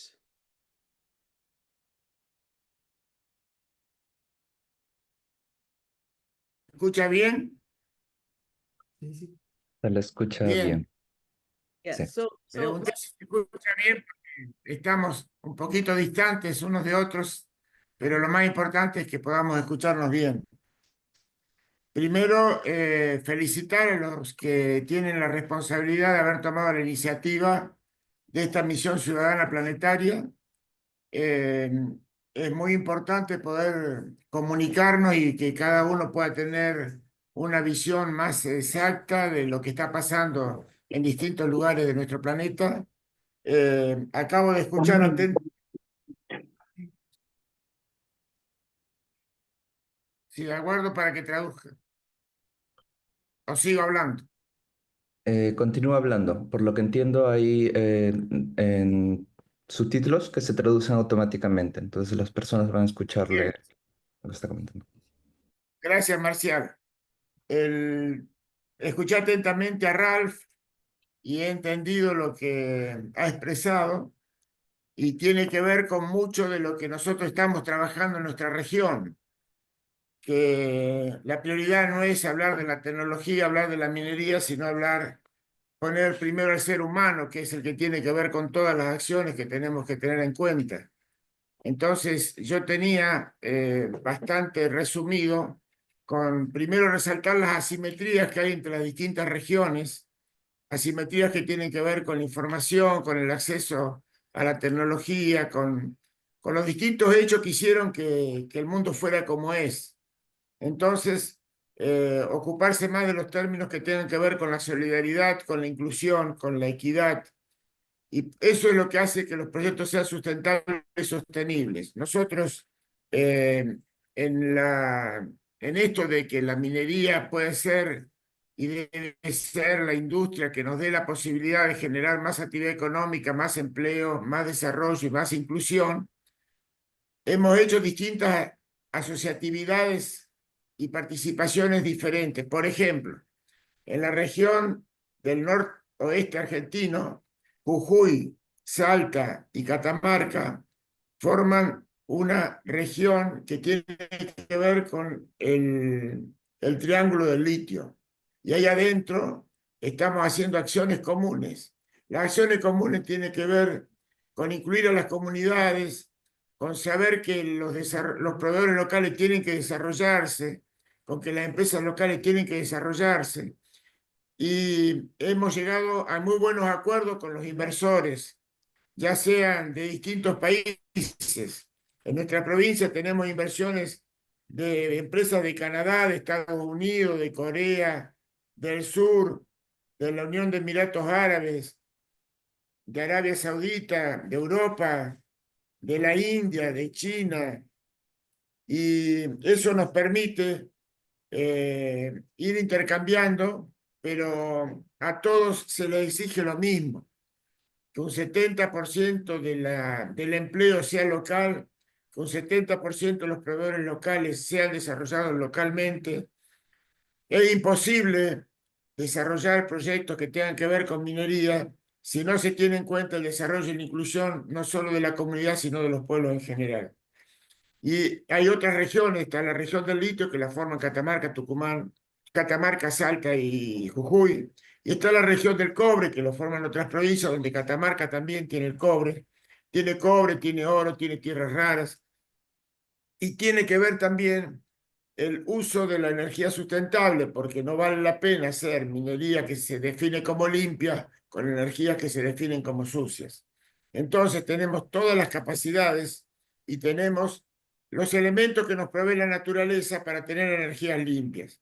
Energía fotovoltaica, energía eólica, energía geotérmica, la combinación para hacer reservorios de agua con el potencial cuando no se usa la energía y usar esa energía como reserva, o sea, no solo las baterías sirven para reservar energía, sino los depósitos de agua que se pueden generar cuando la energía no se usa en su totalidad para el fin específico. Eso, tenemos diálogo con las distintas empresas que están trabajando en la provincia.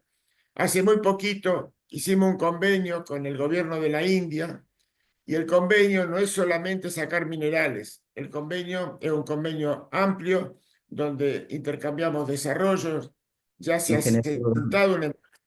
disculpe por interrumpirle, parece que que los subtítulos automáticos no están funcionando del todo bien. Creo que va a ser mejor si podemos traducir su respuesta. Las preguntas las puedo hacer yo en castellano, pero para las respuestas creo que vamos a tener que traducirlas. Natalia, ¿tú podrás ayudar con la traducción o quisieras que tal vez yo ayude intentando traducir las respuestas? Podemos los dos hacer la traducción, por supuesto. Ok, entonces te sigo. Avísame si necesitas mi ayuda, pero confío en ti para la traducción. Tengo también Ujú. algunas cosas que me gustaría ofrecerle para orientar un poco la conversación, ingeniero, si está bien. Sí, Ok. sí.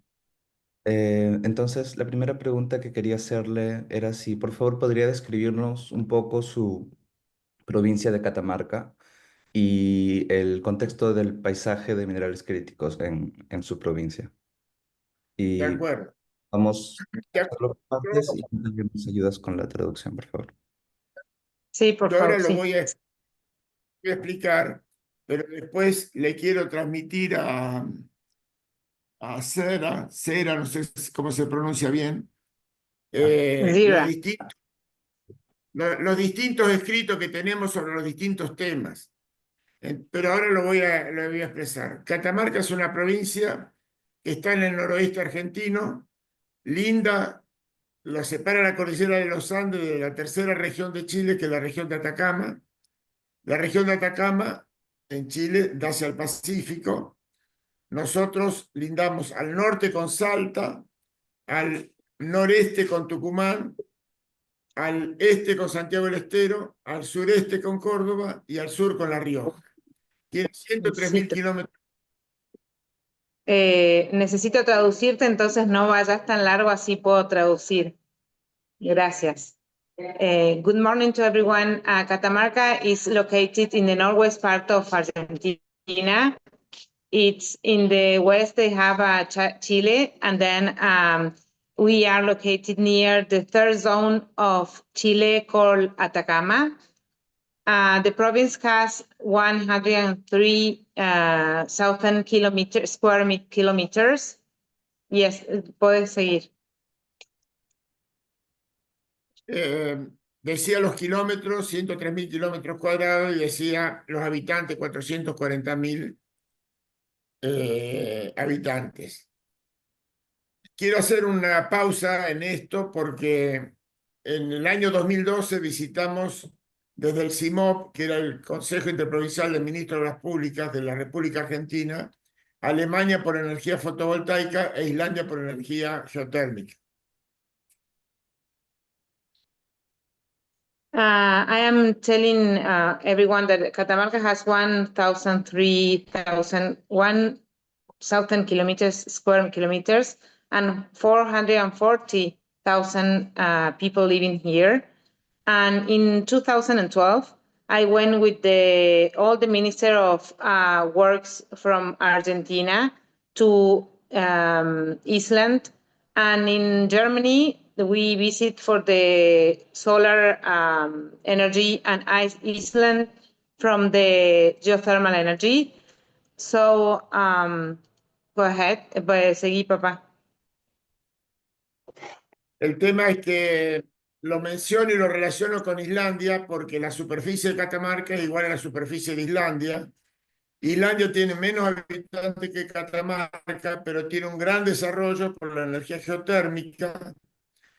Y la energía geotérmica se usa ya para otras industrias, como la industria del aluminio, porque satisface sus necesidades de calefacción, de energía y todo lo demás. Y empezaron en el año 1995. Perdón, 1995, o sea que hace apenas 30 años. El tema de Catamarca, la cordillera de los Andes, de Alaska, Tierra del Fuego, tiene manifestaciones geotérmicas. Pero la concentración de la manifestación geotérmica está en... Para traducir, hago la pausa.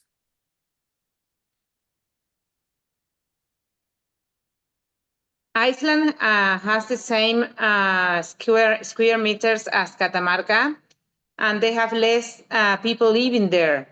The development of the geothermal in Iceland is for the industry of ayúdame, aluminio, steel. Seguí, está bien. So they started in this type of energy in 1995, only 30 years ago. Puedes seguir. El tema es que nosotros también estuvimos visitando California y visitamos la Universidad de Riverside y de ahí fuimos a Salton Sea y vimos cómo se explota la energía geotérmica. We visit also California and the University Riverside in California also. And we look there how they develop this energy. Hay dos formas de sacar el resultado de esta energía geotérmica, que es sacar la temperatura, transformar la energía eléctrica y volver los fluidos hacia abajo, de donde vienen los fluidos. Y otra es, antes de que los fluidos vuelvan hacia abajo, hacia el lugar donde vienen, sacarle el mineral que contienen. En algunos lugares contiene litio, o en muchos lugares, pero en algunos lugares, como Nueva Zelanda, contiene hasta oro. There is two types of doing equilibrium, hydric balance. And in some parts of the world, they have lithium also, not only geothermal energy. And in others, they have gold. So in Iceland, they have gold with geothermal. And in California, Chile, and Catamarca, they have lithium. Y en el caso de Catamarca, ahora moviéndole un poco hacia la siguiente pregunta, y esto es lo que también nos interesaría escuchar, ¿cuál es la visión que usted tiene para una minería que apoye esta idea de transformación global y energética, pero que a la vez pueda ser responsable en términos de su impacto sobre el medio ambiente y sobre las comunidades locales? Lo estamos haciendo porque el litio hay dos formas de sacarlo. Uno es con lagunas, donde se evapora el agua y después se cosecha la sal o la salmuera para separar el litio. Y el otro es el que se hace por extracción directa. Entonces son dos formas diferentes. Uno usa menos agua, el otro usa más agua. Pero el tema de la energía, también queremos que sea energía limpia, por eso insistimos con la combinación de la energía fotovoltaica, la eólica y la geotérmica, fundamentalmente, que es energía de base que la tenemos todas las horas, todos los días del año. Hay ya proyectos en Catamarca sobre el uso, o el primer dicho, terminar la exploración de los lugares de energía geotérmica.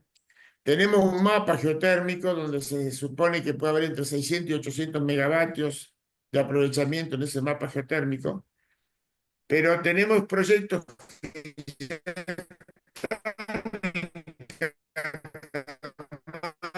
No, se corta el internet, no se escucha.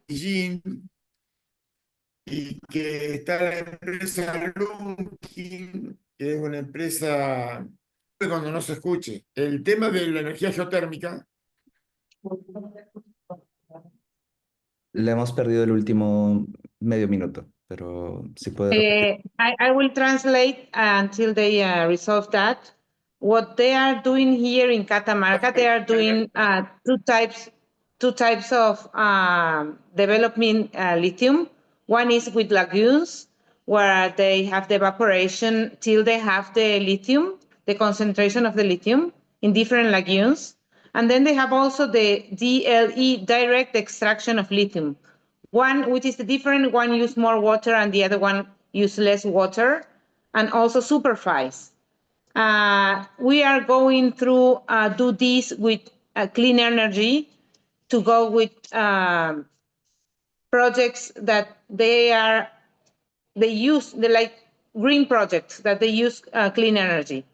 We are working on a geothermal map that we have information that we have till between 600 and 800 megawatts from this clean and base energy. Why is it different of solar and this type of energy, geothermal? That this energy is continue, and the solar energy, you have sometimes a due period of the day that you don't have sun, so you need the batteries to save the energy. Between the geothermal energy that you will have all the time the energy. Puede seguir, ingeniero. Tenemos 3 puntos concretos en Catamarca en estudio. Uno que queda al noroeste, que se llama la zona de las Lastarrias, que hay perforaciones donde a 1200 metros hay 220 grados de temperatura, donde en superficie hay 1045 partes por millón de litio y 45 grados centígrados. We have 3 points here in Catamarca. One is located in the northwest part of Argentina in a zone called Las Tarrias, where deeply 1,200 to the earth, we have 220 degrees of temperature. And in the top, we have 45 degrees, Celsius degrees, and 1,045 ppm, that is parts per million of lithium.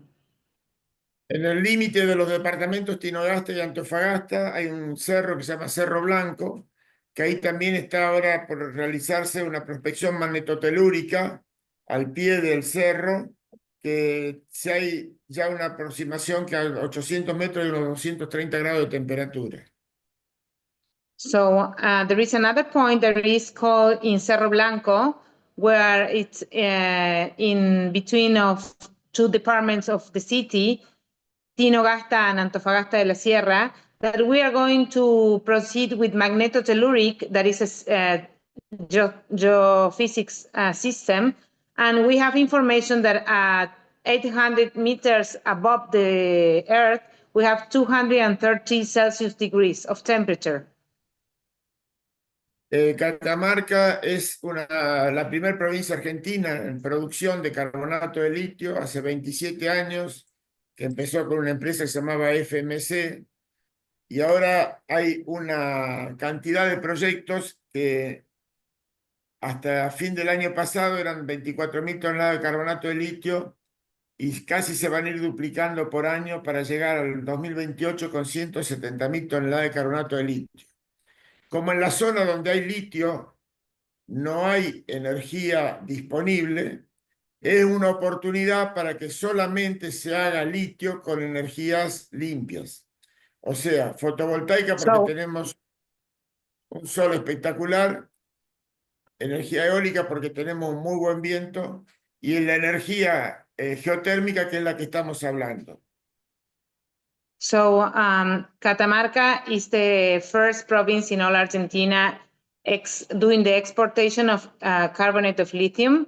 We have a project called FMC that started 27 years ago, and now it's called Rio Tinto. As in the year of 2028, we will have 170,000 tons of lithium carbonate.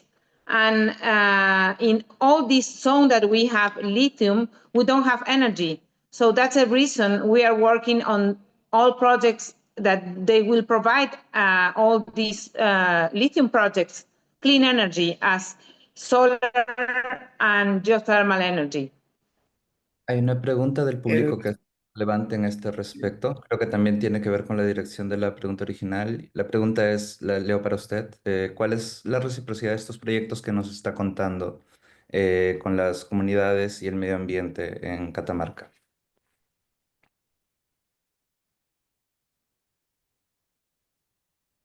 La reciprocidad, yo lo dije hace un ratito, que es de origen local.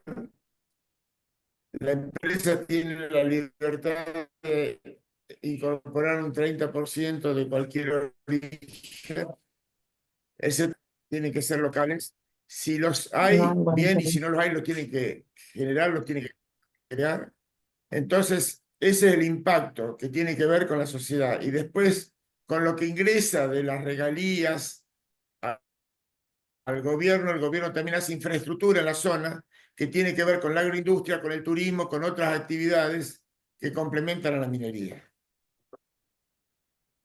So the relation with the communities is that we are working, the Catamarca has a law that the 70% of the local, la mano de obra. Workforce has to be local, and the companies have the liberty to have the 30% that they can bring it from their countries or from outside. So the same thing is with the supply chain. They can use 70% of companies from Catamarca, and the 30% they can bring in from their countries. El objetivo, mejor dicho, los resultados de los objetivos se van a ver en los próximos años, porque la minería, cuando se está ejecutando un proyecto, no deja lo mismo que cuando el proyecto se está explotando. O sea, cuando se está explotando, la minería paga sus regalías y el gobierno puede hacer mucha más infraestructura, pero mientras está en explotación es inversión, y el único beneficio que acompaña la inversión es la ocupación de la mano de obra y la generación de proveedores locales. Son dos etapas muy diferenciadas. Dos etapas bien diferenciadas, una donde se van a ver los resultados en los próximos tiempos y la otra. Las dos etapas bien diferenciadas están entre la exploración y la explotación. La exploración, la construcción del proyecto, lo único que deja es lo que tiene que ver con la mano de obra que se ocupa y con los proveedores que se generan. Una vez que el proyecto entra a producir, paga regalías por 30, 40 o 50 años, y esa regalía ingresa y por ley nuestra tiene que volver a la zona donde está la minería, con infraestructura, con desarrollo, con créditos, con todo lo que tenga que ver para que esos dineros la gente los pueda aprovechar. There is two steps that they have really differences. So we will see all the results of these projects in the future. The reason is because one point is that we have the exploration time period, and then we have the exploitation period. In the exploration, we have this law that I already told you, 70% local, and the 30% that we can have the companies bring it from outside. And in the exploitation period, the province have the royalty that they have 3.5. So the infrastructure operas and all the services, the governors has to do all the infrastructure near the zones that they exploit the lithium companies. La diferencia en tiempo entre las dos etapas es muy notable. Una puede durar 3 a 5 años y la otra puede durar 30 a 50 años. La de la construcción de la planta y la de la explotación del recurso y la producción. They have also a very clear difference between one step exploration, it's from 3 to 5 years, and the other it will go from 30 to 50 years, where they construct the plant, the construction of the plant, and the exploitation of the natural and critical mineral. Tal vez les puedo mover hacia la siguiente pregunta, y esto tiene que ver con todo lo que nos han contado y un poco de la mano de la conversación sobre la innovación y lo que hace falta hacerse para impulsar estos esfuerzos. ¿Cómo se pueden apoyar a los vastos recursos que se tienen en Catamarca para impulsar la demanda de este tipo de energía? ¿Y cómo se puede apoyar también la innovación geotérmica y del ciclo hidrológico para reducir la presión de la explotación de los recursos sobre los suministros de agua? Nosotros estamos trabajando conjuntamente con la Universidad de Catamarca. Estamos generando que los laboratorios sean completados para que sean analizados los recursos online en tiempo real en Catamarca. Tenemos la intervención del gobierno, de las empresas y de la universidad, para que en la universidad, en la parte académica, se puedan resolver los temas que bien vos planteas, o sea, del control del recurso, del balance hídrico, de todo lo que tenga que ver con la sustentabilidad y sustentabilidad y sostenibilidad del recurso. We are working in a good articulation with different parts of the governments, departments, companies, and university. We are working to have the laboratory here because the results of the natural minerals and critical minerals, we send all to Australia, United States, Cordoba, Mendoza, that they are regions from Argentina.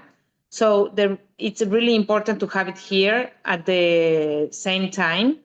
And then as the university's academic size, we will have also the control of the resources with the specific people that is, they have the knowledge. They have also a hydric balance to create sustainability and sustainability. So we are working towards to do it and to create the public policies to make all this happens.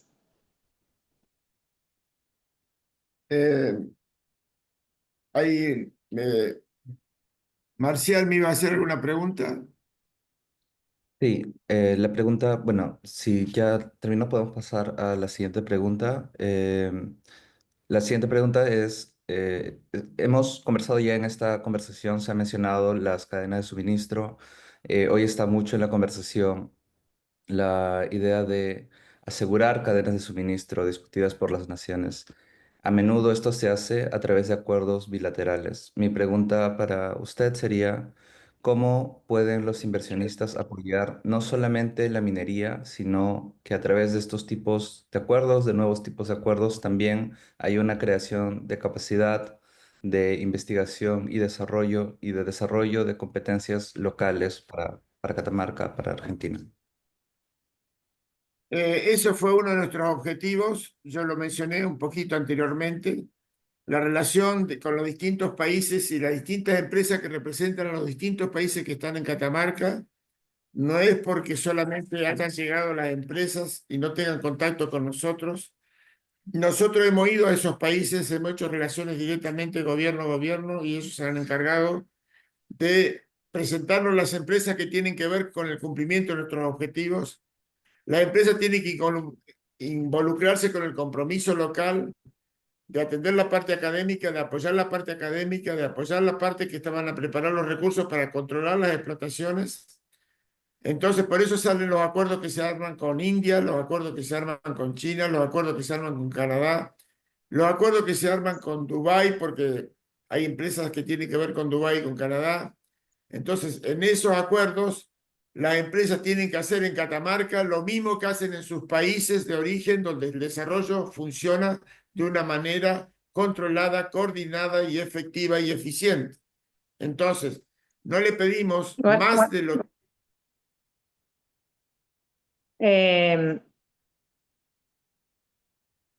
we are working with all these countries, and it's not only that the companies came to Catamarca, we've been in these countries like China, Canada, Dubai, India, and we have the relationship with the ambassadors of each countries here in Argentina, and they are in one of each countries. The companies that they are here in Catamarca, they have to work with the same programs and system that they were in their countries that they are developed. So it's the way that we use to continue with the policies that they have in their countries to have the same here in Catamarca. Not because we are not a country that is not developed in this, because we are also new how to do it.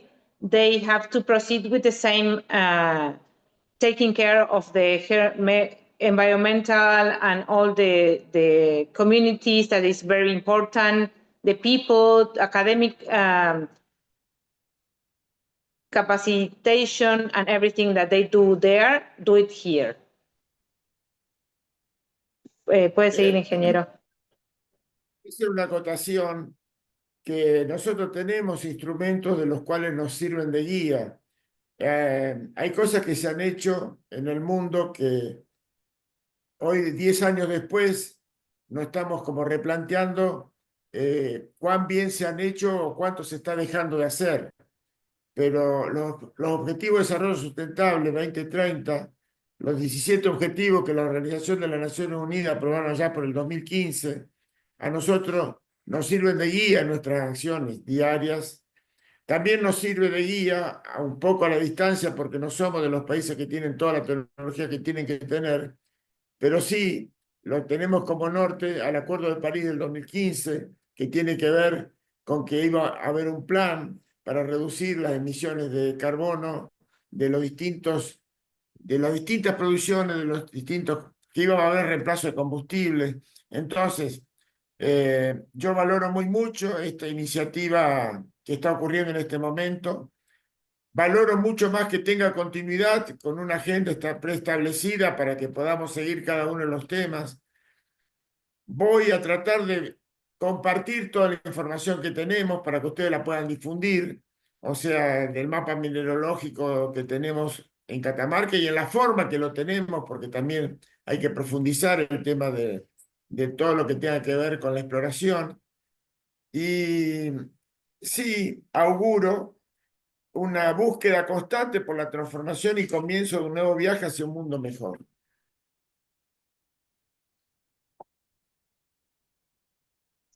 So we have many tools that they guide our actions each day. One of these, but we also think what we did 10 years ago and what we are doing now. We have to rethink and reissue all the topics that we are working. So one of the guidance that we have is the development sustainability objectives of the 2030. There are 17 that the nation unions in 2015 create. And when we are doing this with all these tools, we also have the Paris Agreement in 2015, and we work towards to have less footprint, contamination, and a balance of the continuity. But the most important thing in this panel is to schedule an agenda with all the information that we can, with the things that we can do, and with a step-by-step agenda that we can continue, not to start with this panel and then do nothing. We have to create an agenda to continue with this working that we are working. Sorry for that, but it's the same. And we are wishing to look forward to be in a better world. So we are working to create all the possibilities that we can do to live in a better world. Perfecto. Solamente para tenernos responsables del tiempo, paso a la última pregunta que teníamos apuntados y después vemos si hay algo en el chat que podemos responder. La última pregunta tiene que ver en este contexto que estamos conversando de una reforma del orden internacional. ¿Cómo puede Argentina y tal vez los países americanos tener más peso, quizá juntos, en el futuro del sector? ¿Siente usted, piensa usted que hay un regionalismo emergente, una intención de coordinación para hacer un bloque más fuerte que pueda empujar el sector desde la región de Latinoamérica? Lo estamos haciendo. Lo estamos haciendo, hay distintos sistemas. Catamarca tiene una relación muy particular con la región de Atacama. Nos separa la cordillera, pero de un lado está Chile, de un lado estamos nosotros. Ellos están más desarrollados en algunas cosas, como es la minería, como es las energías renovables. Del otro lado ya hay explotación de energía geotermal. Ahí muy cerquita de Catamarca está el Cerro Pabellón, que tiene 81 megavatios de explotación. Y nosotros tenemos otros potenciales, otras fortalezas que hacen que se defina el corredor bioceánico ferroviario para acceder a los puertos del Pacífico. Esa es una obra fundamental y estructural que hace a la disminución de los costos de logística y transporte, aumenta la competitividad, al aumentar la competitividad se genera más economía, más empleo y todo lo que eso implica. Pero de los puertos del Pacífico a todo el mercado oriente, Japón, Corea, Indonesia, China, todo el mercado oriente se ahorran casi 15 días de viaje, de salir por el Atlántico. Es una obra que estructuralmente favorece a 17 provincias del país, se comunica con Brasil, el sur de Brasil, con Uruguay, con la hidrovía que llega a Paraguay. Entonces, hay obras que, hablando solamente de minerales estratégicos, es como que nos quedamos en la mitad del camino. O sea, acá lo que sirve es cómo desarrollar la región con todos los conceptos que tienen que ver con la infraestructura, los recursos y el ambiente, es decir, con la sociedad misma. Ese sería un tema. El otro tema es que yo le hablaba de las distintas mesas que tiene que ver. Una mesa del litio con las tres. Sí. Permíteme traducir, por favor. We are working with to be like we have Chile to the west side, and they are developed in many items, issues more than we are. So they are developed in mining, in environmental, in issues of the renewable energies. And near our city, in the same level in Chile, they have the Cerro Pabellón that it's already they're exploding in 80, they are getting 181 megas of geothermal energy. And we are also working with them in the bioceanic corridor, Marcial, Corredor No. Bioceánico Ferroviario. It's a interoceanic route for the train, right? A railway, yes, train. So this is a strategic infrastructure opera that will provide more competitivity, less cost of logistics, and also it's going to have 15 days less to go to all the Pacific countries as Japan, China, India, Indonesia. So what we have to do is to work, and we are working with 17 provinces from Brazil going to all the provinces in Argentina, from the northeast, central part of Argentina, northwest, and going through out from Chile. And we will also increase our matrix, economic matrix production, and will, and the second point, y un segundo punto.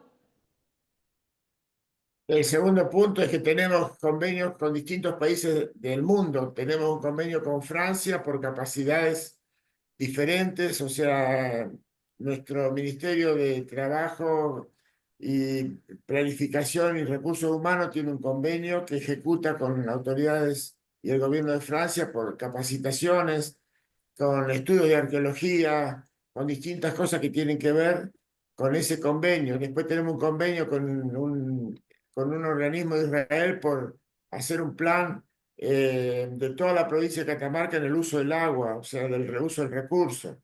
Tenemos una combinación con China por energías renovables, que en julio hay una misión que va a Chile, Catamarca y Brasil. Entonces tenemos con Indonesia un trato de participar a mediados de año en una feria o foro que arma Indonesia para todos los países productores de minerales estratégicos. Entonces, estamos tratando de participar para mejorar lo que tenemos hacia adentro, pero también para poder promocionar y vender hacia afuera todo lo que nos permita tener los recursos para desarrollar mejor esta provincia. So we're working with France, with our area of work, labor, minister, and planification, with all the to increase the capacities of different type of capacities. One of these capacities is the archaeologist capacity and many others. Then in the use of water, they are working with Israel. We are working with Israel, and with China, we are working renewable energies, and with Indonesia, we are going in the middle of the year to a fair of strategic and critical minerals. Gracias. Entonces entiendo que con Chile hay una dinámica coordinación y desarrollo conjunto de infraestructura que pueda apoyar el desarrollo de su capacidad de producción y por otro lado mucha coordinación y asistencia técnica de parte de los países con los que trabajan en el extranjero. Por el tiempo, sugeriría que dejemos aquí las preguntas que tenía apuntadas. Hay dos preguntas en el chat que me gustaría traer para usted. Tienen ambas que ver, creo, sobre todo con la pregunta que hablamos anteriormente y la mención de las ODS.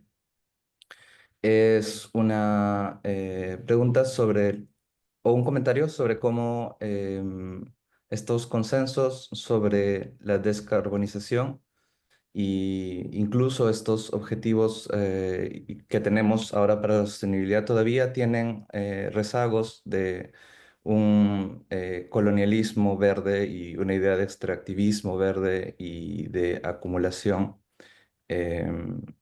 Y la pregunta tiene que ver con eso, como cómo esto se está abordando, cómo lo percibe, tal vez en su región, en Catamarca, en Argentina, y si en caso cómo ve que se está afrontando esta situación.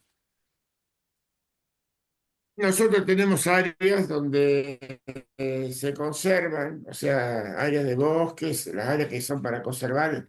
Y bueno, y con respecto a lo que pide la pregunta, es lo que nos estamos ocupando todo el tiempo. O sea que nosotros tenemos en cuenta de hacer cosas que también cuando arranqué la conversación hablaba de las asimetrías, o sea, se pone el foco como haciendo ver de que se están dejando de hacer cosas, pero resulta que los países que nos colonizaron son los que desmontaron para usar la leña para que los ferrocarriles funcionaran. Entonces, ahora hay que mitigar todos los daños que fueron hechos con nuestra historia, pero no es que ahora estemos haciendo daño con lo que hacemos, o sea, con lo que hacemos, ahora sabemos cómo hacerlo, sabemos a quién copiarle, sabemos a quién pedirle auxilio, pero tratamos de hacerlo mejor para cuidar el ambiente y cuidar esta casa que es una sola casa, la del planeta Tierra. So as I was speaking before, we are getting all the work, all the time, and we are occupied in all these topics.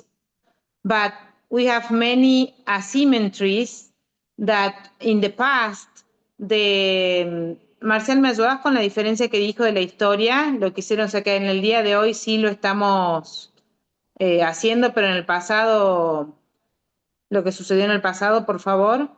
Yeah, I think what I understood is that colonization as part of our history and our legacy was very destructive, and it took out a lot of things from our territory and also from our people. But that what Mr. Ruben is saying is that nowadays we have a better understanding of how things can be done right in a less harmful way, and that's the way that they're trying to have it done in Catamarca. I think that's what I heard. Thank you. Bien, tenemos 7:28, creo que estamos sobre tiempo. Then I think I will pass it back to our guests, Sarah and Patrick. Muchas gracias, ingeniero Rubén, por sus comentarios y Natalia también por la ágil traducción. Quedo en Muchas deuda de gracias. enviar la presentación que he prometido. You have to still stay because He will send all the information Zira, so you can share with all the audience.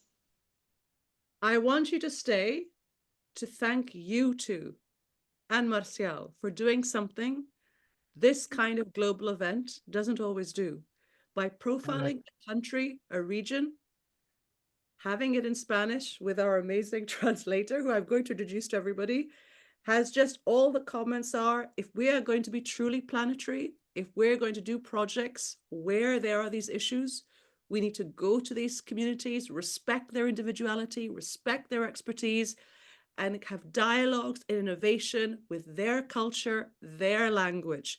And that is such a rich feedback. And Natalia, I have to thank you because you conceived of this idea with me. And yes, of course. No. And honestly, I got very emotional because the feedback is really about the fact that, and Senor Duso, a level of expertise that you have brought really gives people a greater insight on the array of issues, both provincial governors and mining companies have to take into account. Also the multiple stakeholders. Argentina has got huge pressure groups from agriculture to local communities to indigenous, and you have to balance all of that. So thank you so much. Before I hand over to Pratik, I just want to have Natalia say just a few words. People keep saying to me in the chat that Natalia is a wonderful translator. She actually is vice president of Camian, which is a major mining company in the region. And she is an expert on a number of these areas, not least geothermal. So Natalia, could you say a few words and then Pratik take over and sign us out? Thank you all. Yes. I really enjoyed being here. Yes, thank you very much from the audience to tell me that I'm a good translator. It's not my job. My job is doing all the best that I can to make the better reality for the people that live near the projects and taking care of the environmental. So first, thank you very much, Ingeniero Rubén Duso, to share with us all your knowledge and part of your experience. I take some part of his speaking that he said that we have to continue with this work. Otherwise, it's going to be only one speaking, and it's not good, So we are going to continue with this. My job is to create. We have a company, Catamarca Mining and Energetic Company, works with exploiting one mine that is Minas Capillitas in Andalgalá, and we exploit rhodochrosite, that is a precious stone, ornamental stone. But this is not the main important thing. The more important thing is because of the good public policies, we have all the areas the zones that they don't do a wood work. For example, one owner that they have that they don't pay the canon, they don't do the environmental issues, they don't do the cash flow and everything, the planifications. They take this area, and we have this area for 30 days. And we have now 300 areas. What we have to do is to explore all the natural resources to see which critical minerals we have. So we go all, as Ruben said, we go all around the world to look through the investors, to let them come here and to do this work together. Camian, that is the state company, and the investors. So this is my main work. So we are working now with YPF, with Cabil, Grenco, with all this near synergy. With there is one where World Metals Alloys in lithium, and then we are working with Cooper, with Tamar Mining and Rexis. So we are so happy with the agreements that we do, but we are more happy that in those zones that we are developing all these critical minerals, we don't have energy. So we are working now to develop geothermal energy, and we are signing this week the contract to proceed with the magnetotelluric geophysics project to allow and to see if we have this resource to develop this resource and to continue with the green project that is going to be really good for the society. So we have many, many things to work and to develop. We have a really challenge to make a better living of the Catamarcan people and the region of the Argentina, Jujuy, Salta, Catamarca, and from all the people. So this is a small speak. I think we are run out of time. So I am able, whatever you want, share my contacts, my mail, but the most important thing, we proceed and continue working Zura. It's a pleasure to work with you. It's a pleasure to share the same thoughts that we want to live in a better world. Thank you. Now, audience, a quick thank you to our last minute co-host, Marcial, who did not know he was co-hosting until he opened his messages this morning. Marcial, Pratik, over to you. Pratik, finish us off, and for the audience, what's the future? And thank you all. That's a goodbye from me. Well, thank you all for participating. It's Pratik Shankar, the real one. I'm back. Thank you all for joining us for the really rich conversation in the panel, in the chat. I hope you'll stick with us for future events. We'll be sending out a follow-up newsletter with a menu of options for different kinds of ways for you to engage, participate in the future of planetary civics. At Dark Matter Labs, we have 2 further discussions planned. There's a Pacific focus event involving island nations, and potentially a workshop and discussion on financial innovation around critical minerals that will probably pick up on some of the threads that were discussed today. Please do join our LinkedIn community or get in touch with the team at Dark Matter Labs or the other partners at Planetary Civics Inquiry. And before you go, just to show you what's left there's what you can expect as the day continues. Our next event, Beyond the National, Cities, Bioregions, and the Planetary, is being hosted by Politics for Tomorrow. Will begin in 4.5 hours. Blasius and Caroline from Politics for Tomorrow were working behind the scenes even at our event today, and I'd like to thank them for supporting us and helping us with some of the last-minute technical issues. Once again, thank you, everybody, and see you at the next event and at future gatherings. I hope you enjoyed today.